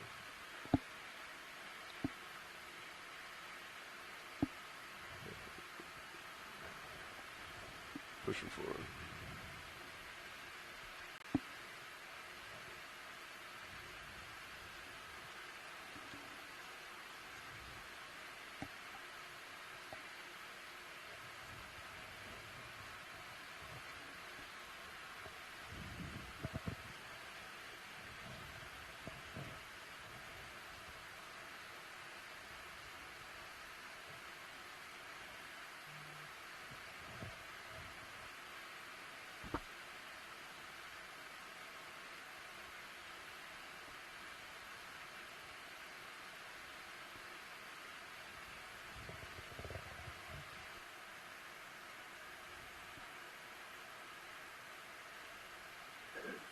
to... Really thought that looked like a piece of... Are we underway, or does that move stop now? Trash or something, but it's just a rock with... That move That's a stopped. We'll sponge probably behind stop swinging, or are stopping swinging pretty soon. Okay. I'm good for another one if you are, pilot. Yeah, I think so. It looks like we're starting to see some returns come up about 30 meters. Awesome. Let's see. Yeah, probably a 25-meter move for now, and All we'll right. see what these are. Sounds good. Bridge RV nav. RV nav, bridge. Yeah, is now a good time to put in another ship move? Absolutely. Alright, so we're looking at a range Black hole. of 25 meters with a bearing Oh, that of would be 0, great 3, to 5 zoom in there. degrees and a It speed of does look a decimal little 2 like a black knots. coral from here, though Scott France is saying Bryozoan. All right, RV nav, bridge. That's Let's have a 25 look. meters, 035 degrees, 0.2 knots. Yep, go ahead. That's it. Fingers Thank you, were Bridge. typing before my eyes were watching. I agree with you. That's going to be a black coral. Yeah, there we go. It seems like quite a deep depth for a black coral, Scott.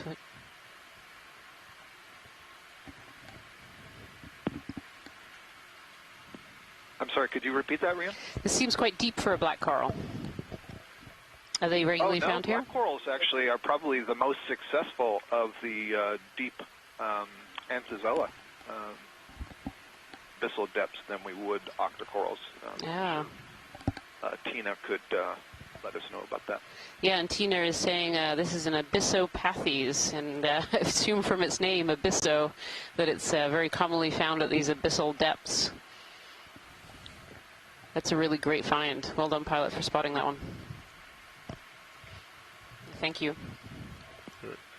Yeah, it's really cool, that colony growth morphology, the way those branches are sort of curled up creates that sort of funnel that the currents pass through, and then again you get the water creating these little eddies that probably helps the polyps capture particles that are floating by and zooplankton that are floating by.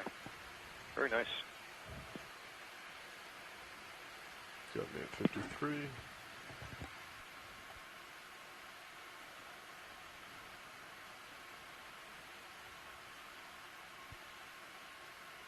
Looks like we have some sort of feature about 25 meters out.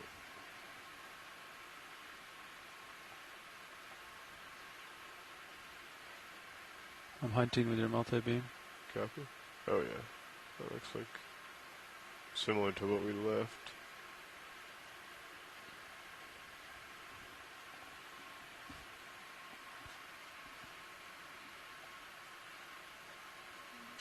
Sediment is getting steeper.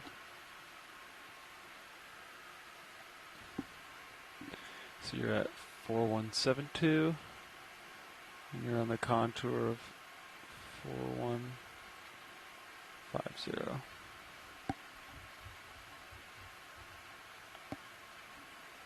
There's something over here with... On the sonar, it looks like we might be coming up to a bit of a more rocky area. Yes, it does. And for those of you at home, you can have a look on live stream 3. You'll be able to see that sonar, and it's picking up some harder bottom returns. Not too far in front of us here. That's what I was Oh, look at that.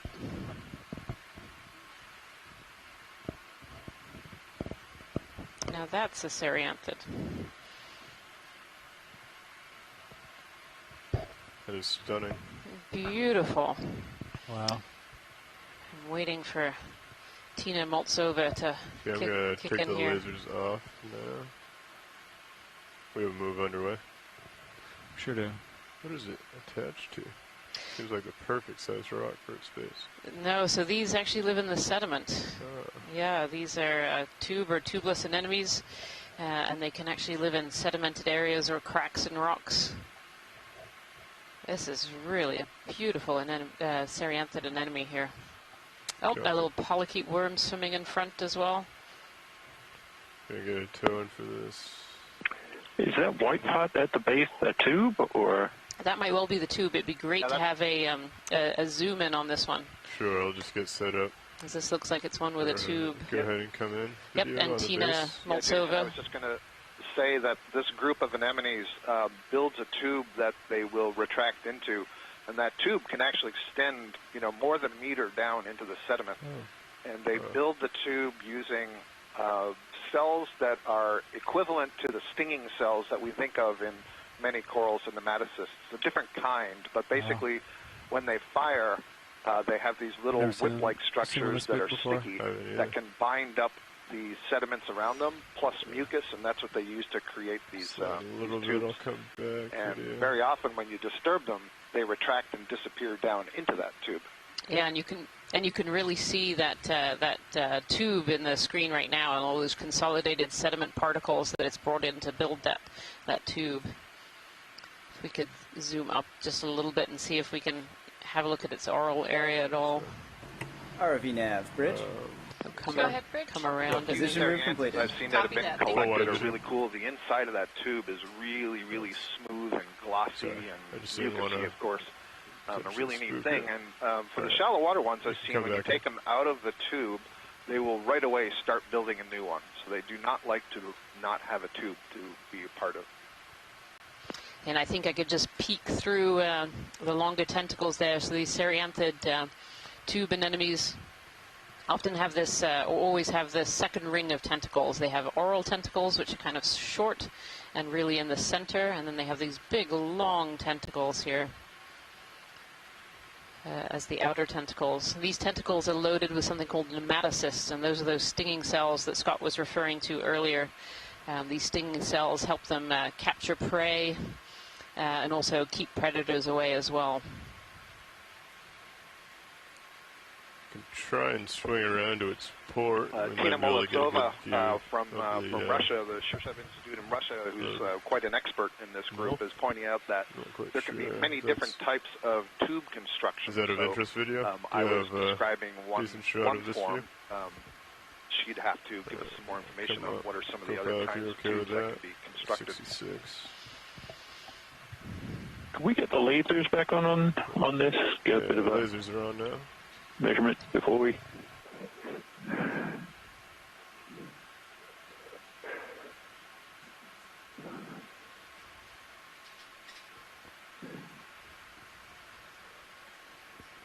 quite large.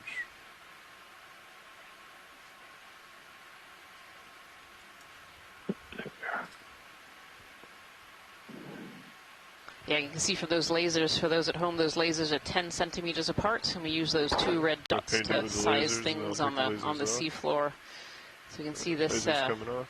Yeah, go ahead and come in. Serianthid, the body itself is about 10 centimeters across at the head, and it contracts down a little bit into the tube.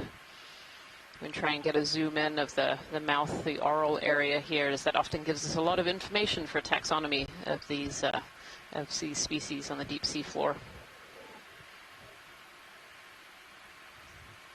And there you can see tucked inside, those are the oral tentacle mouth area.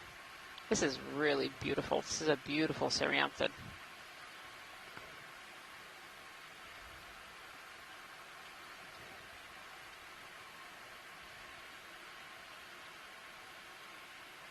Get down at you. 8-2. Copy. We got a few more moments here. Is this a sample target watch lead, or is this just video? I believe you're muted again. This is just for video, thank you. Yep. Understood. Whenever video is clear, we'll continue. Copy that.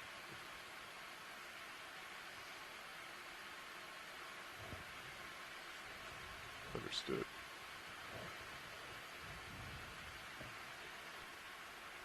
Taking off and continuing up. Softer port. Yep. There's some harder stuff. Good scooch over there. 10 meters.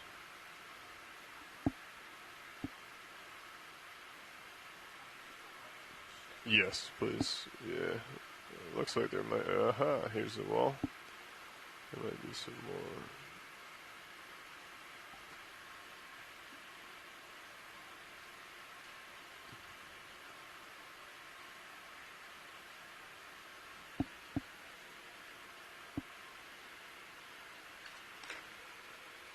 Take it.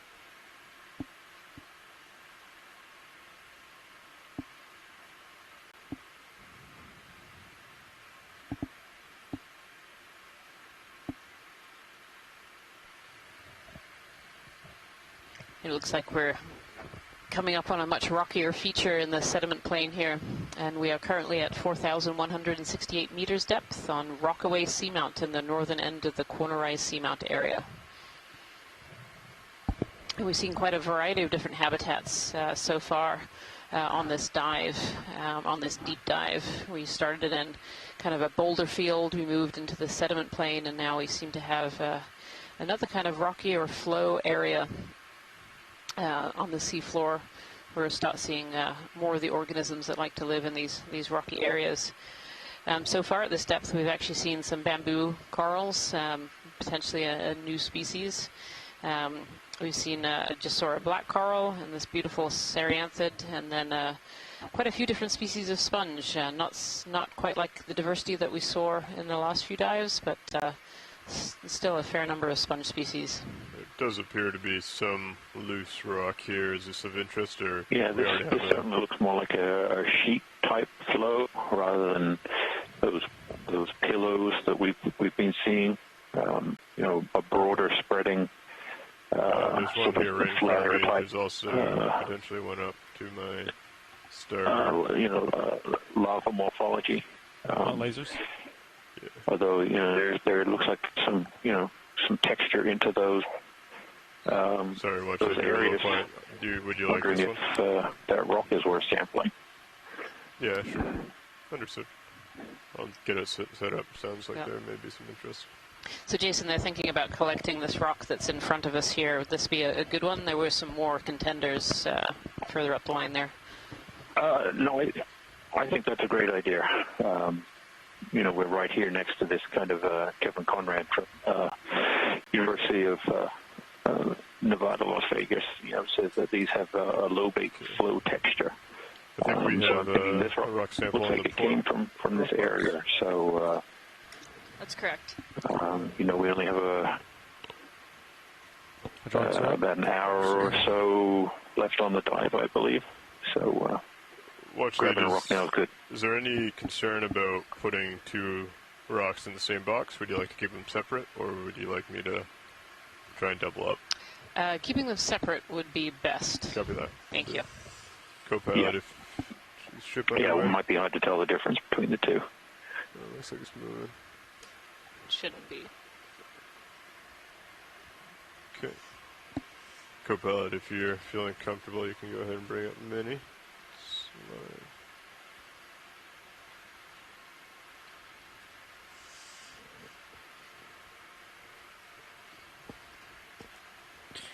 Sample boxes.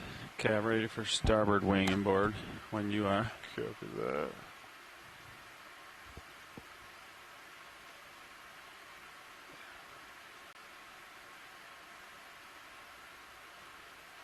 Well, if they're going to want the squeeze test on this one. Yeah, I'll pick it up and say we'd like it to be squeezed. Squeeze. Pretty close to Mini-Zeus. Copy that.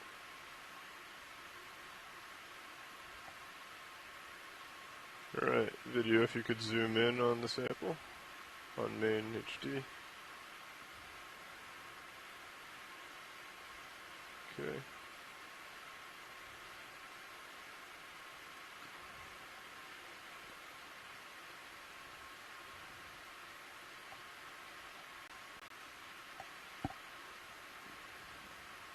Does that look reasonable, Watchley? Jason, is this a good sample? Yeah, it seems to have a bit of a crust on it, but it might be. It looks like it came from almost from a rather in situ area. So, but let's take it. Copy that. Full wide on. Thank you.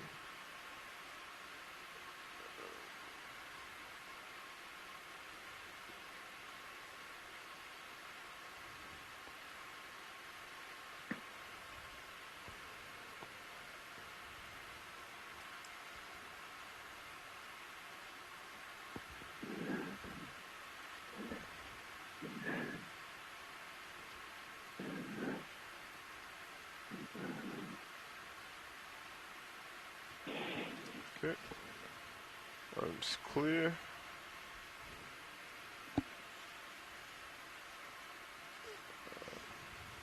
Thank you, pilots. That was great. Sure. Yes, thank you so much.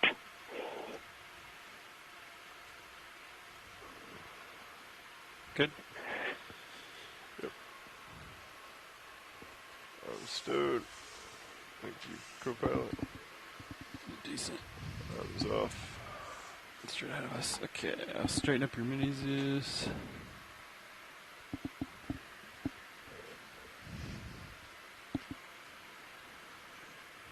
Get it up.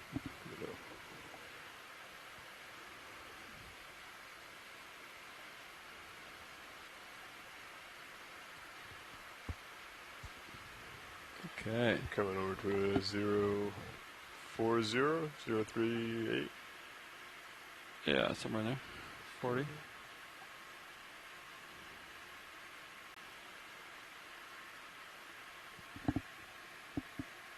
Cool. Yeah, what's the bearing to waypoint 2 nav?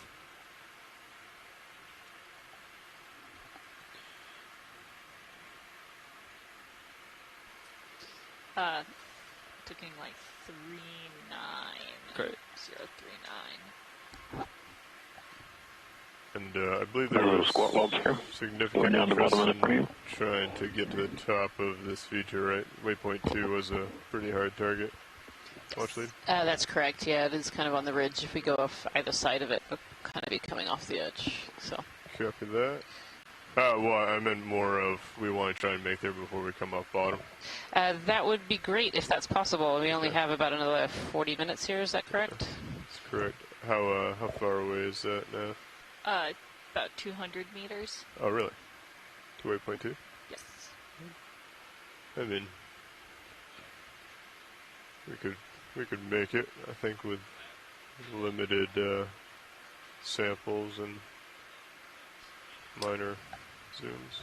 Yeah, I think as long as we fly low enough, we can actually see a little bit more en route. That should be fine. Yeah, sure.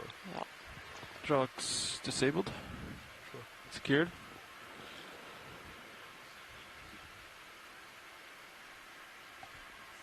Coming up with you. And we're starting to move up a somewhat steeper slope than we've been going up where this more extensive thick sediment blanket. We're seeing back into seeing these volcanic flow textures, perhaps lobate flows, sheet flows, and pillow basalts. Kind of a mix of different things.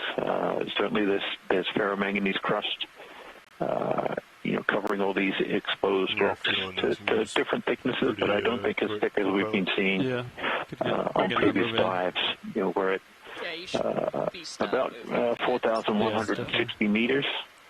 Yep. It's actually the depth we started the dive at. We went down into a somewhat of a little dip from where we started. 15 probably. Yep. It's a little bit steeper. Oh, there's a little swimmer in the middle there, pilot. Off to the right slightly. And a bearing. Oh, there's multiple swimmers. Oh, there's multiple Go ahead and swimmers. come in on the swimmer here on the starboard Sorry side. to interrupt you there, Jason. Apology. That's all right. It just happens every time, Yeah. Oh, look at this beautiful polychaete. Bridge RV nav. Go ahead, Nev. Yeah, it's now a good time to Absolutely put in your ship beautiful. move. This particular polychaete has these Yeah, no modified All right, we're looking at a range parapodia, of especially 15 for swimming. meters, a bearing kind of of like little 040 fans, they're moving. degrees, and a speed of decimal 2 knots. Right. I think we're going to have to let him go. RV Video. nav I'm getting bridge, pretty I've got close to the wall 15 here. meters, 040 Unless he degrees, turns around. 0.2 knots. Beautiful. That's Go ahead it. and Thank you, come Bridge. back in. Thank you. Good light. Saying from the chat room here, they think this is a swimmer species, which it does look a little like a feather duster. Yep. These modified parapodia help it to swim, and you can see they have all these fine little hairs and the way that they're moving and undulating in the water. Is it missing an antenna, or is it? Yeah, it looks like it might be missing an antenna. It's growing back there. You can see it's just small on the side. We're going to have to let this go video. It's going to just go off screen. And from the chat room, George Matamoso and Scott France say that this is potentially the green bomber, and so it produces a green luminescent bomb, probably when being attacked to confuse their predators. Really beautiful. Thank you so much, pilots. We have that ship move in. Interestingly, I don't think we've seen a fish during this dive. We haven't. No, I have no fish recorded from this dive so far. We haven't seen many during the dive so far. Usually just a handful. Yeah, 304, 203. So far. Yep. Yeah, this might be the first dive where we don't see a fish, and I'm saying that because every time we say something like that, what we're talking about suddenly appears. So. Yeah, it looks like we have a fish friend here. Looks like we have another swimmer in the right hand of the screen here, potentially even two. I may have missed those actually. Yeah, they are. Oh, very small. They are really small. Type video.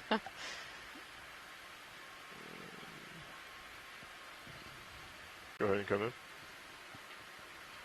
That's okay. I think we might have lost he's right them. in front of me. If you could come in. You got it. There's a white thing that's swimming up and down. Yeah, a little there. Oh, this one's a little different. This one's a little shrimp. Yeah. Off the seafloor there. But a little squat lobster looking for some camera time. Yes, the squat lobster looked a bit excited when that shrimp went by. Full wide, please. Yeah.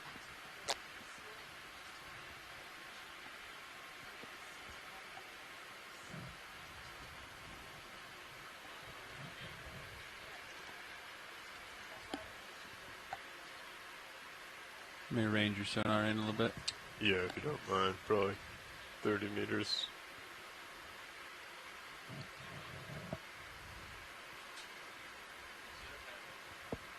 More sponges on these rocks here too.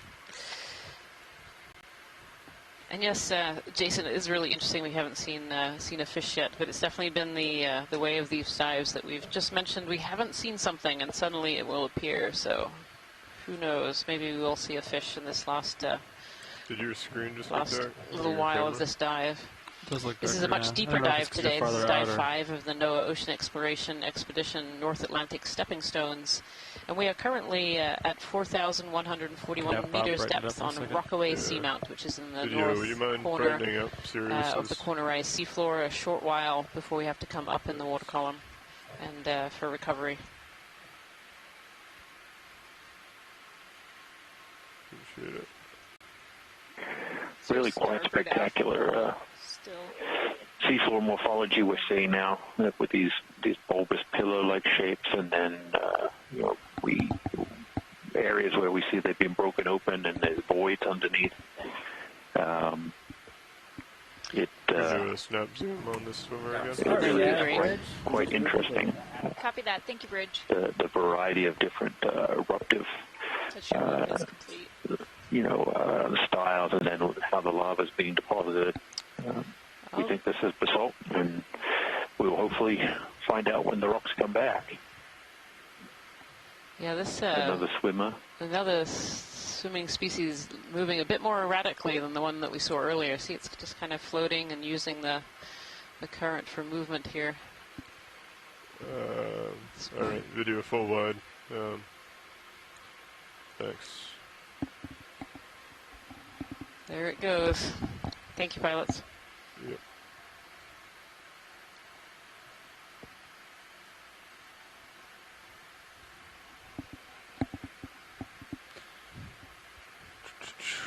Looking at you at 19 degrees. Cover that.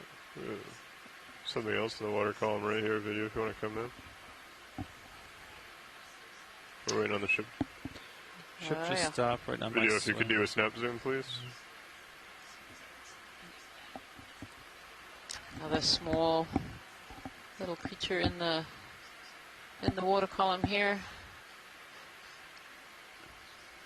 Oh, that's interesting. That looks like an amphipod, or isopod, sorry, with very, very long legs. I don't know if anyone in the chat room here could help me out with this one. Particularly Les Watling, if you're listening. Yeah, this is an isopod. They call this group the water walkers because their legs are so long and they kind of paddle with them. In the family Munopsidae. Thank you, Mike Vecchione, for reminding me what group that's in. Okay. And this has landed on the seafloor there with its long legs. Thank you, Scott. Thanks, video. Continuing out. Is the ship stationary? Ship is stationary. Alright, we could probably get another move in. I'm pushed out pretty far. Another 15. Ideally, I think we're going to want to keep moving as much as possible. Bridge RV nav. Go ahead, RV nav. Yeah, could we put in another move? We're looking at a range of 15 meters, a bearing of 040 degrees, and a speed of .2 knots. No problem, RV nav. We've got 15 meters, 040 degrees, .2 knots. That's it. Thank you, Bridge.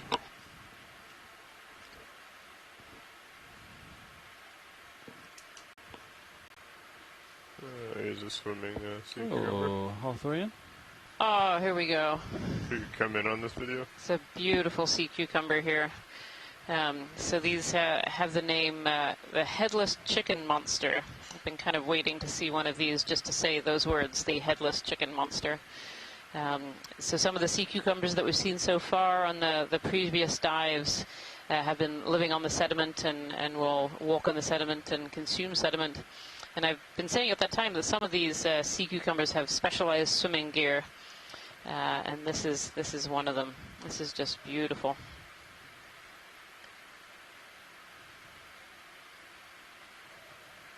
Is he grabbing marine snow out of the water column and eating it?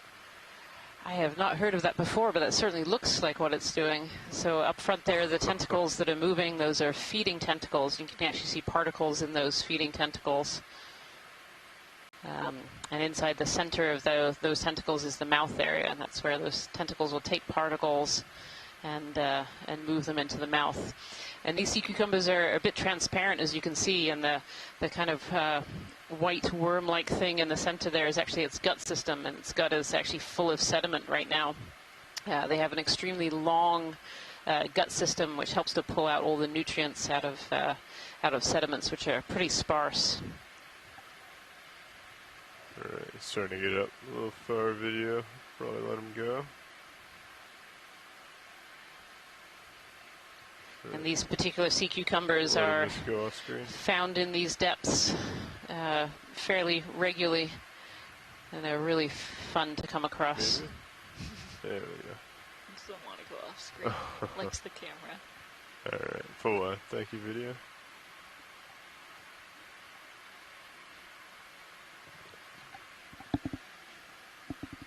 That was mesmerizing a little bit. Yeah, Thank I you, love pilots. the undulations as they like. Yeah, those so graceful. those swimming cucumbers are really beautiful. I've never seen them like reaching out. I mean, that was marine almost snow, a fish. I don't know. Can we class it as a fish? I think the echinoderm biologist on the line may not agree with you there, Jason.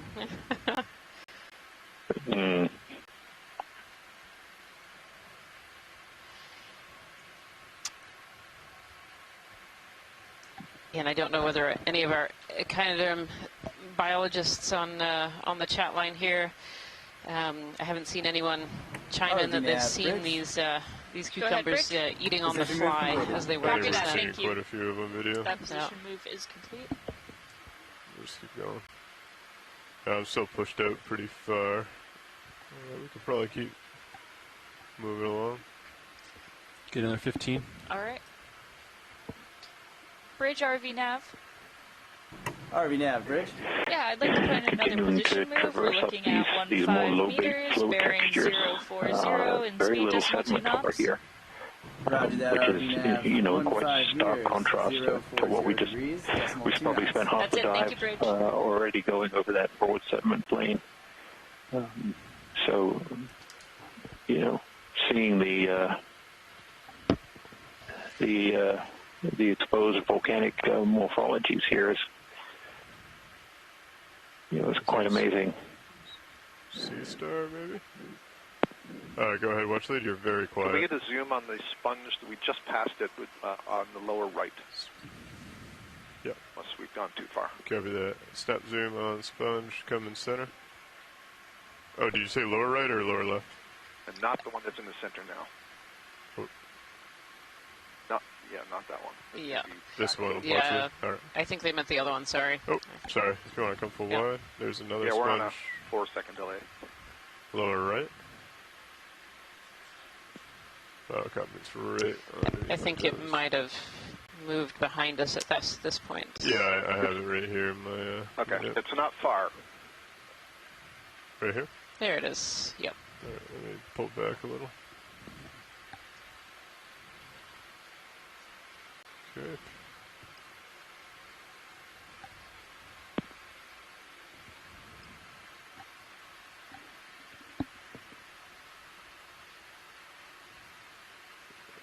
The sponge almost looks like it has a really interesting stalk underneath it, quite wide and with lots of Go ahead and come in. spicules coming out. That's really interesting.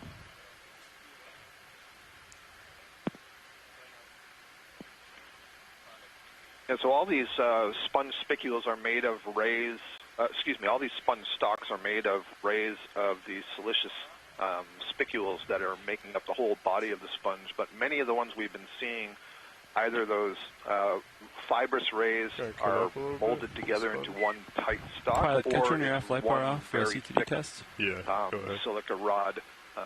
Chris Kelly would have to inform me better on that, but you can obviously see here where there are splayed out and multiple attachments to the substrate. Yeah, it's really interesting. And this one is But they're all glass fibers and great for transmitting light. Okay. Pilot's clear when video is. Thank you, pilot. Copy that.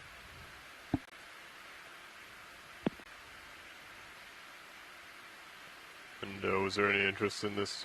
I think it might be a sea star. I think it's a brittle star or a brisingid, one or the other. That would be great to have a quick snap zoom on. Thank you. If you wouldn't mind coming in quick. ROV nav, bridge, move is complete. Copy that. Thank you, Bridge.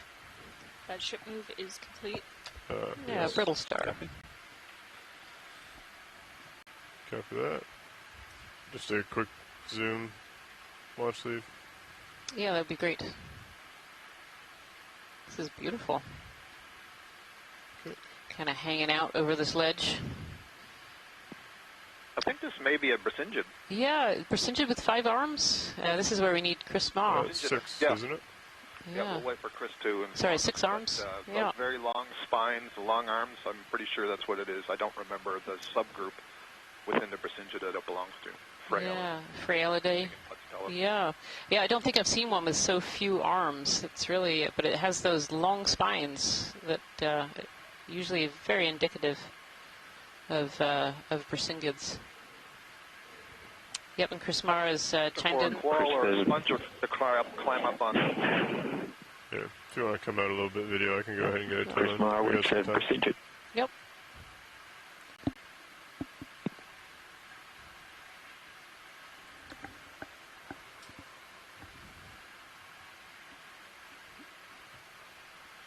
Get a little more light on it.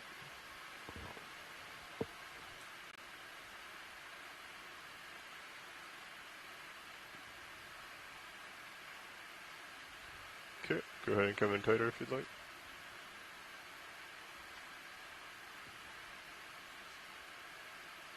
A Phrastera or a Hymenodiscus. So.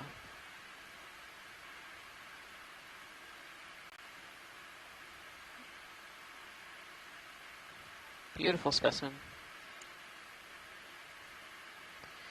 Thank you so much, pilot. Copy that.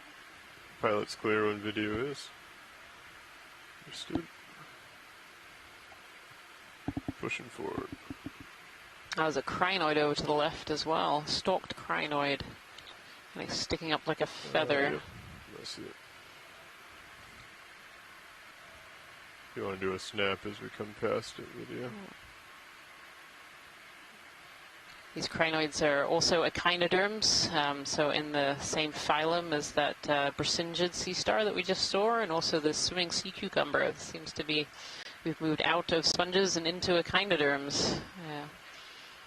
Yeah, this is a beautiful crinoid, stalked crinoid, and these are otherwise known as feather stars. Yeah, they are. And you can see why, looking at this this image here. It definitely looks like a beautiful feather here.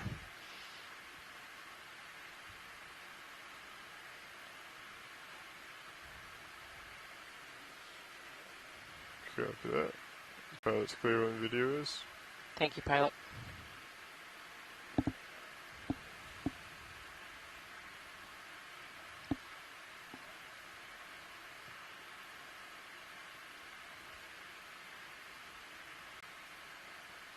Alright, we'll continue up.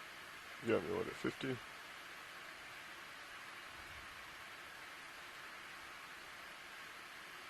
And if you tuned in yesterday, you'll notice that there are just far less organisms on the rocks, even though we were in a fairly similar habitat yesterday. And one of the reasons for that could well be that we're actually at 4,123 meters right now, whereas most of our dive yesterday was all above about 2,400 meters. And so the amount of food down here is about half that we would have seen at yesterday's dive. And so where you get less food, you generally get less organisms living as well.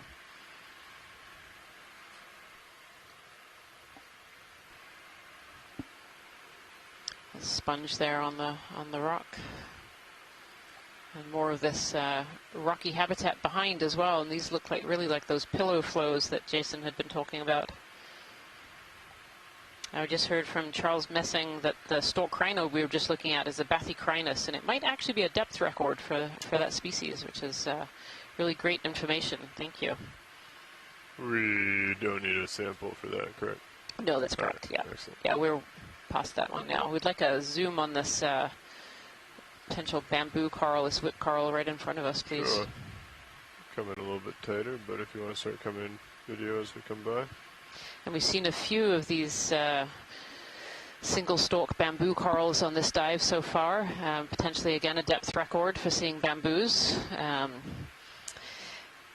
They are potentially of the family Bathygorgia.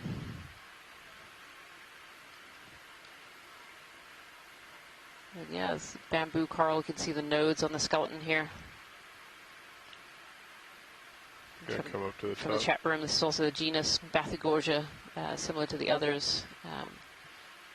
We potentially have some depth records here for some of these species. We collected a little part of one earlier, so hopefully it can be identified by scientists in the lab when they return to shore. That was a little too much of a jump. Beautiful.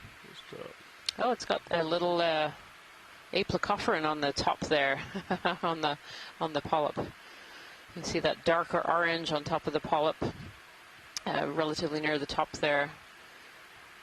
That's likely to be a little aplecophoran, which are predators of these corals.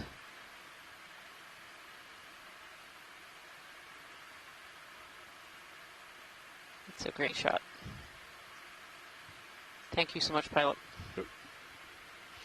If we could swing into the base on our way down, sure. That would help with the identification. Coming down.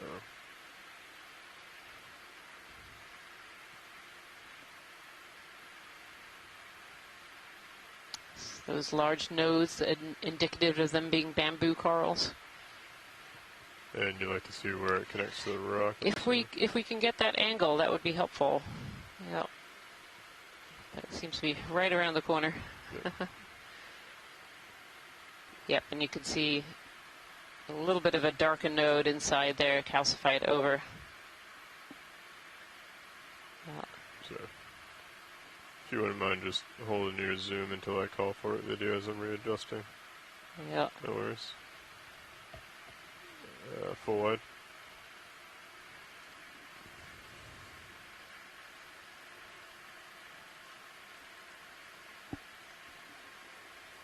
Okay, come back in.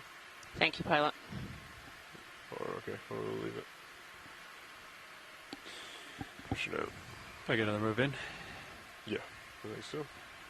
Or 15, 40. All right. Putting that in now. Bridge RV nav. RV nav bridge, go ahead. Yeah. Yeah, I'd like to put in another ship move. We're looking at 15 meters, bearing 040, speed decimal 2 knots. Roger, 15 meters at 040 degrees, speed of decimal 2 knots. That's it. Thank you, Bridge.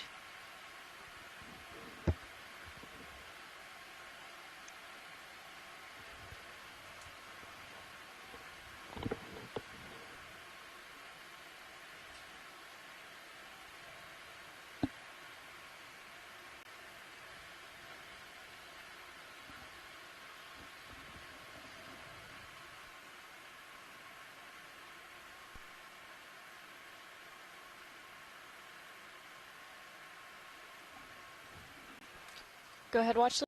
Looks like there might be a squat lobster here video if you'd like to come in. Sorry, can you repeat that?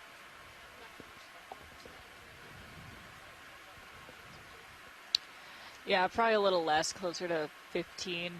We also may be rinsing the cable, which would take some time to set up, so I can check in with the pilots and see what's going on, but...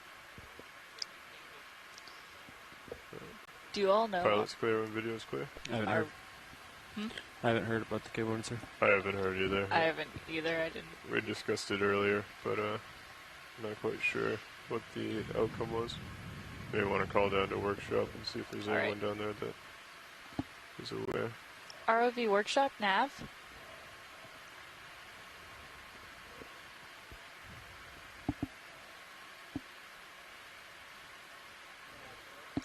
Yeah, I was just wondering if you've heard anything about rinsing the 6-8 on our way up. Alright, great, thank you.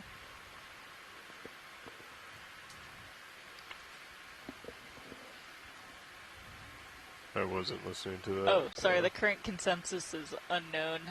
Sean's gonna go ask and see. Thank you.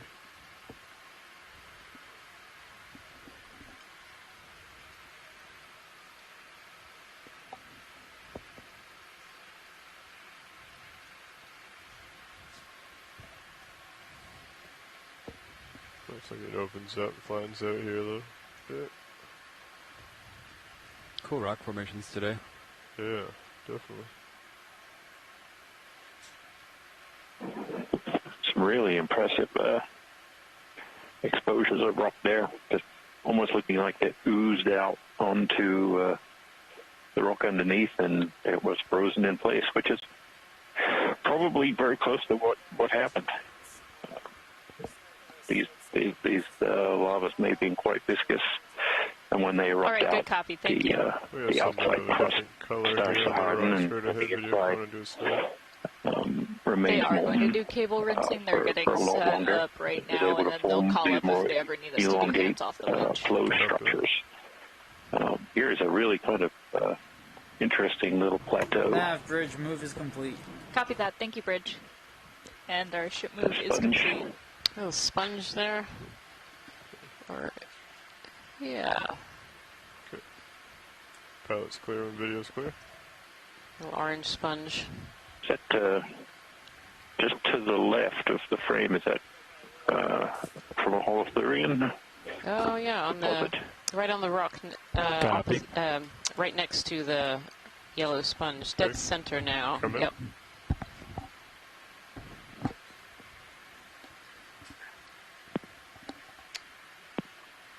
Oh, the excrement? Or is this Just to note, you're saying sponge. I think you mean the urchin, that green urchin. It's the similar one that we saw earlier today, an irregular urchin. Okay, full on. You may have to look at that again. It didn't look like it had urchin spines, but maybe we can zoom in again. Do you want to look at the... It definitely did, and tube feet. Yep. Okay. That would be great. Come in. Yep, Chris Ma is confirming the urchin.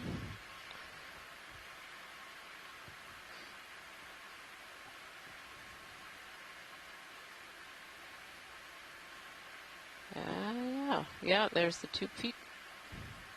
Nice. So that's an irregular urchin, did you say, Scott?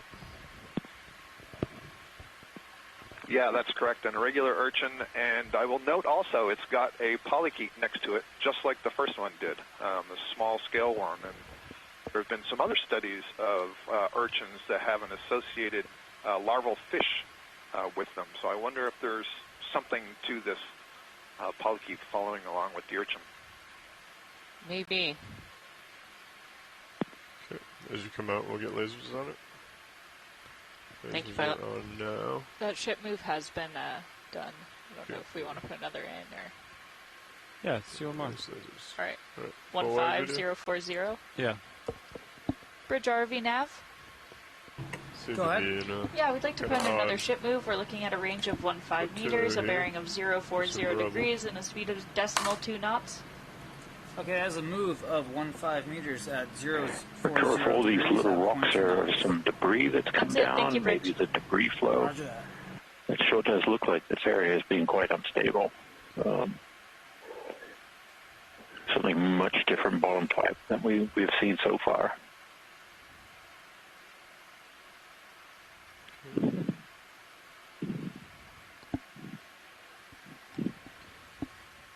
Yeah, it does appear that we're in some sort of debris chute where material has come down from above.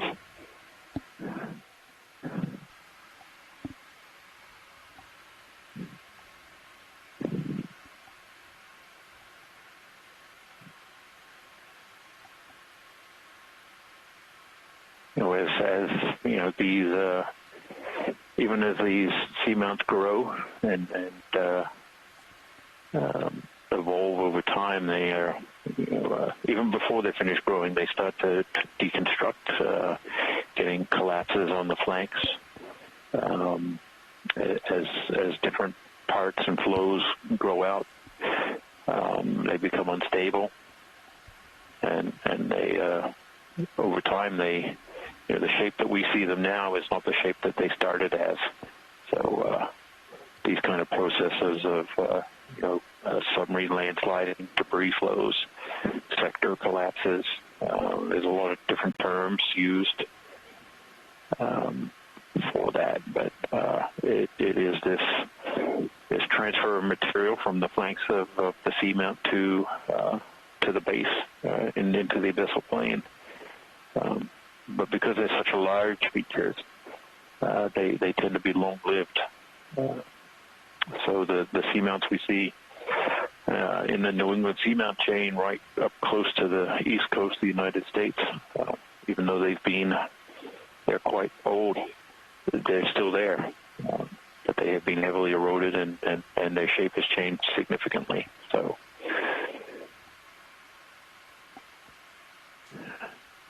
we just passed over a small scale sort of landslide feature there. And like sediments, I'm partial to submarine landslides. I spend a lot of my time looking at sediments from submarine landslides. So Another line of these sponges too on the right-hand side here.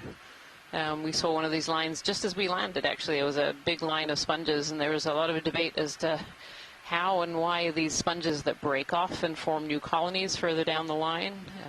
We don't really know, but it's interesting to see these sponges form these lines like this. Bridge move is complete. Copy that. Thank you, Bridge. That are ship those move is complete. little black dots on the rock surface, are those sponges or previous areas where holdfast or something else has been? Rock surface. So we were talking about that earlier, and when we had a zoom in on the site that we just landed in, there were some juvenile sponges in some of those, and there was some debate as to whether that's where larvae have settled but haven't quite made it. Yeah, we're zooming in now. Looks like there's little stalks almost coming out of those little dots.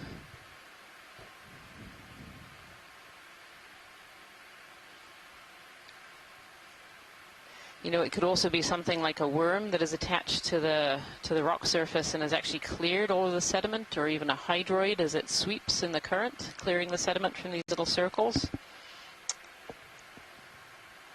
It's hard to see what those little stalks are. How much time we have left, Nav?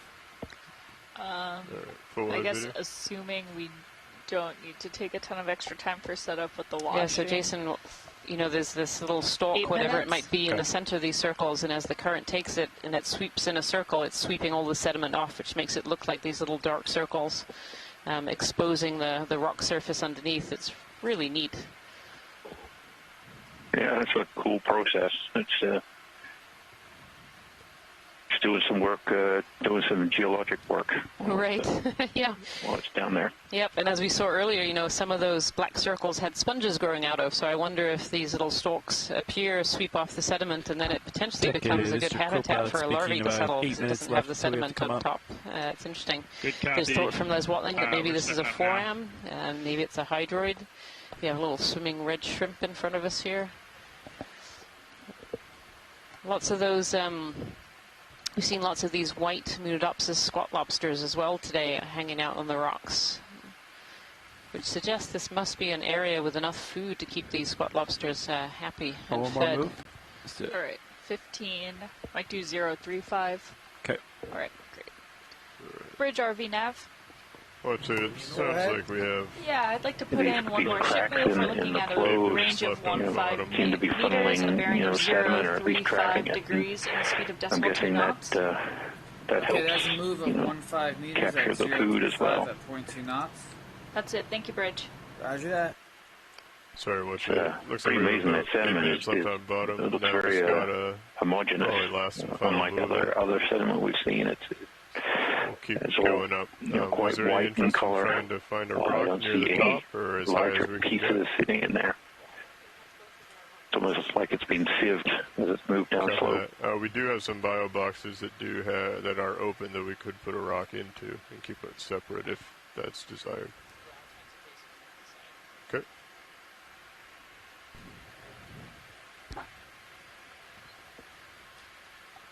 So it does appear that we're moving up kind of a debris chute, perhaps formed in some fracturing in the flank of the seamount here, almost like a dam of rocks up ahead, filling that chute. These sponges on stalks.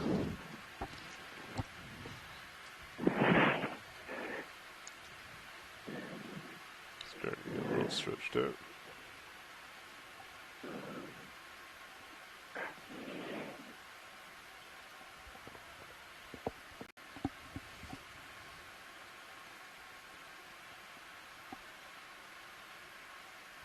The sponges are potentially a Hylostylis species. I think it's another one of those. Oh, those water You wanna come walkers. Yep.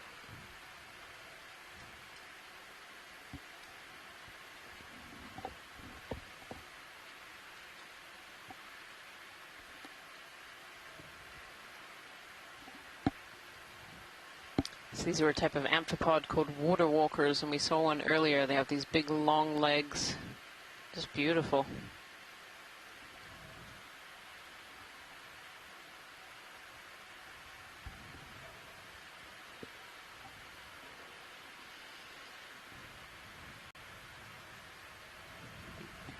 They might drift out of sight. We'll let him go. Go ahead.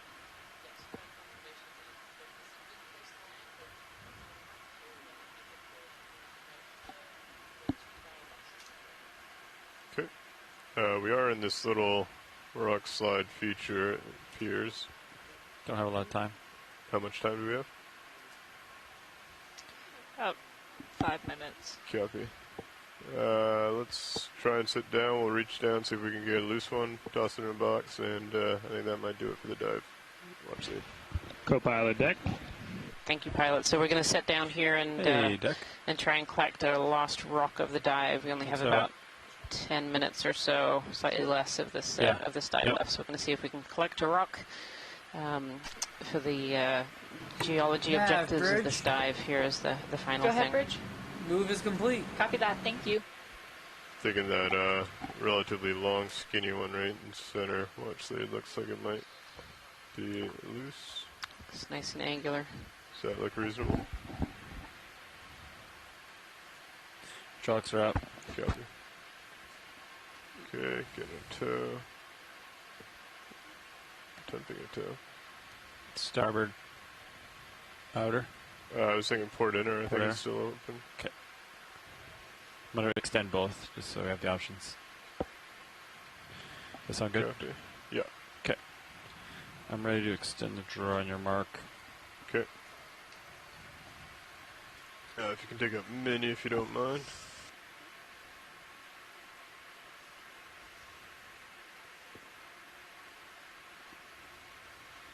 Long, slender one, maybe, or the shorter, rounder one? I was thinking the long, slender.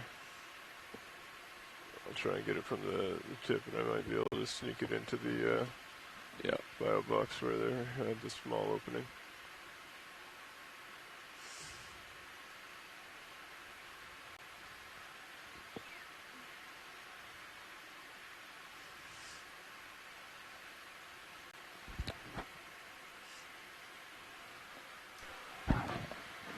Hey, Deck, this is your co-pilot speaking. Do I have permission to haul in for a little bit here? Yeah, we're good with that. Okay, I'm going to haul in.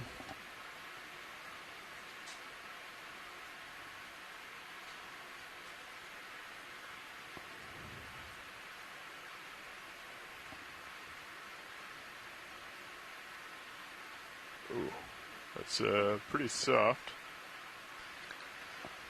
I could grab the other piece. Do we want it if it breaks like that? Okay, Deck, I'm good. Thanks. Watchley? Go ahead, Jason. Copy. I was going to say that one kind of broke. Yeah, do we still want the pieces of that one? Was the test. Yep.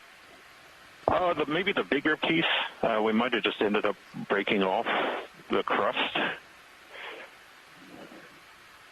Did you hear that, pilot? If we can reach the bigger piece? I think it's just out of my reach. No, it's fine. I can readjust. Thank you. Yeah. When they had their hand. Yeah.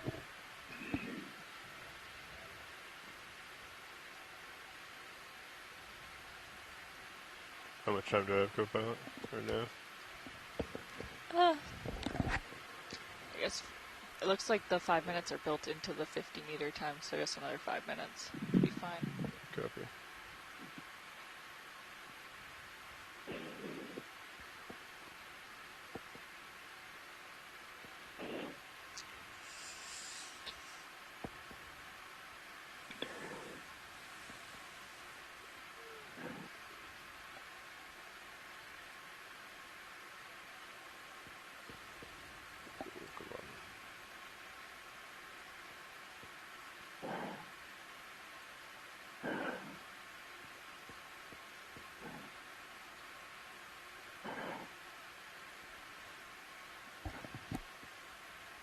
I think we should probably go straight in the box with the time we have. Yeah, go ahead.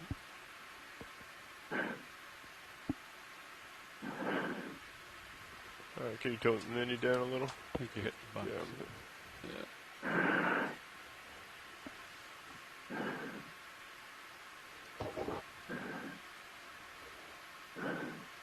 Watch that camera. Yeah, I might have to drop it from here. Okay. How are my basketball skills? Pretty good. Very nice. Well done. Hold it there.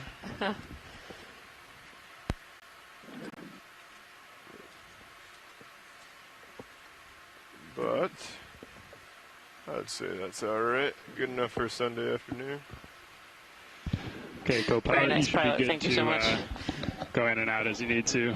We're just going to turn on the water and make small adjustments. Copy that, Deck. Thank you.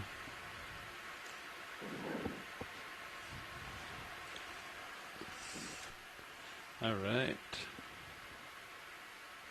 Good with hydraulics? Yep, arms stowed. Okay. Okay, arms off.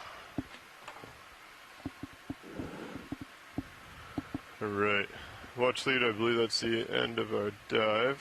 I'm going to go ahead and come off the bottom and get set up to start coming up into the for our ascent. I'm going to switch you back to your camera. Thank you so much, pilots. This is a great dive.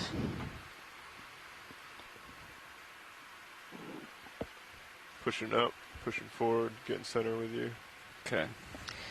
So that is the end of our Dive 5 of the NOAA Ocean Exploration Expedition North Atlantic Seamounts Stepping Stones. I'd like to say a huge thank you to everyone on board the ship and on shore who've helped with this dive. I hope you enjoyed this exploration dive to 4,000 meters, one of the deepest dives that has been made in this Corner Rise area. We saw some really interesting things today and collected a lot of really great data. So thank you to everyone who participated and to everyone at home for watching as well. Yes. Okay. Thanks, everyone. Give a minute, yeah. See you tomorrow. See you tomorrow, same time. Once I get turned around, I can find you in Titan. Bye, Al. Yep, sounds good. I'm hauling in slow. Yeah, I'm Delta putting 15. auto heading reverse of the ship. Okay. I'll come up slightly.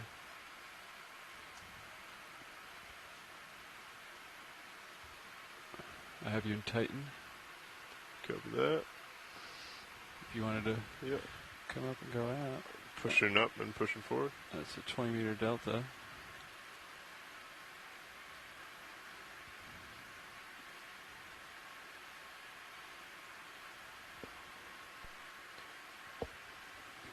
Range your blue view out.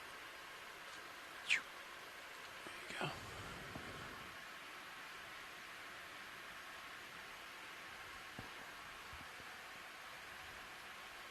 you go. Some more sediment.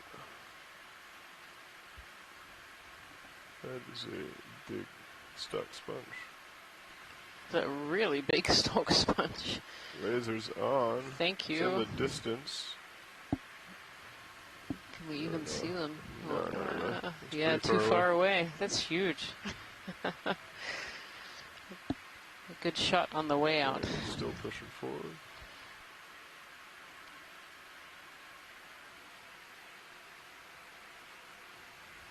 Okay.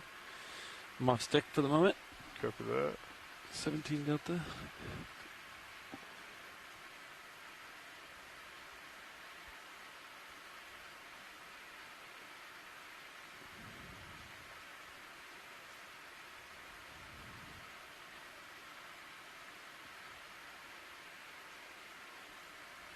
Where are we? There you are. Alright. Yes.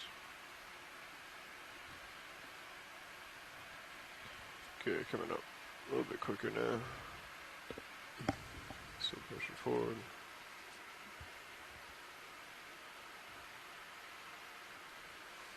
Nav, if you wanted to, on your jar camera monitor there, I don't remember what number it is. If you wanted to put up the starboard robo and take a look at the rinsing device, that would be good. Okay. Oh, it's just out of view. So. You can see the water coming down. Yep. Okay, so we got a delta 4. You're not bursting yet. Okay, starting to ramp up. Ready to start ascending? Yep. Okay, coming up. I'm matching you at the moment.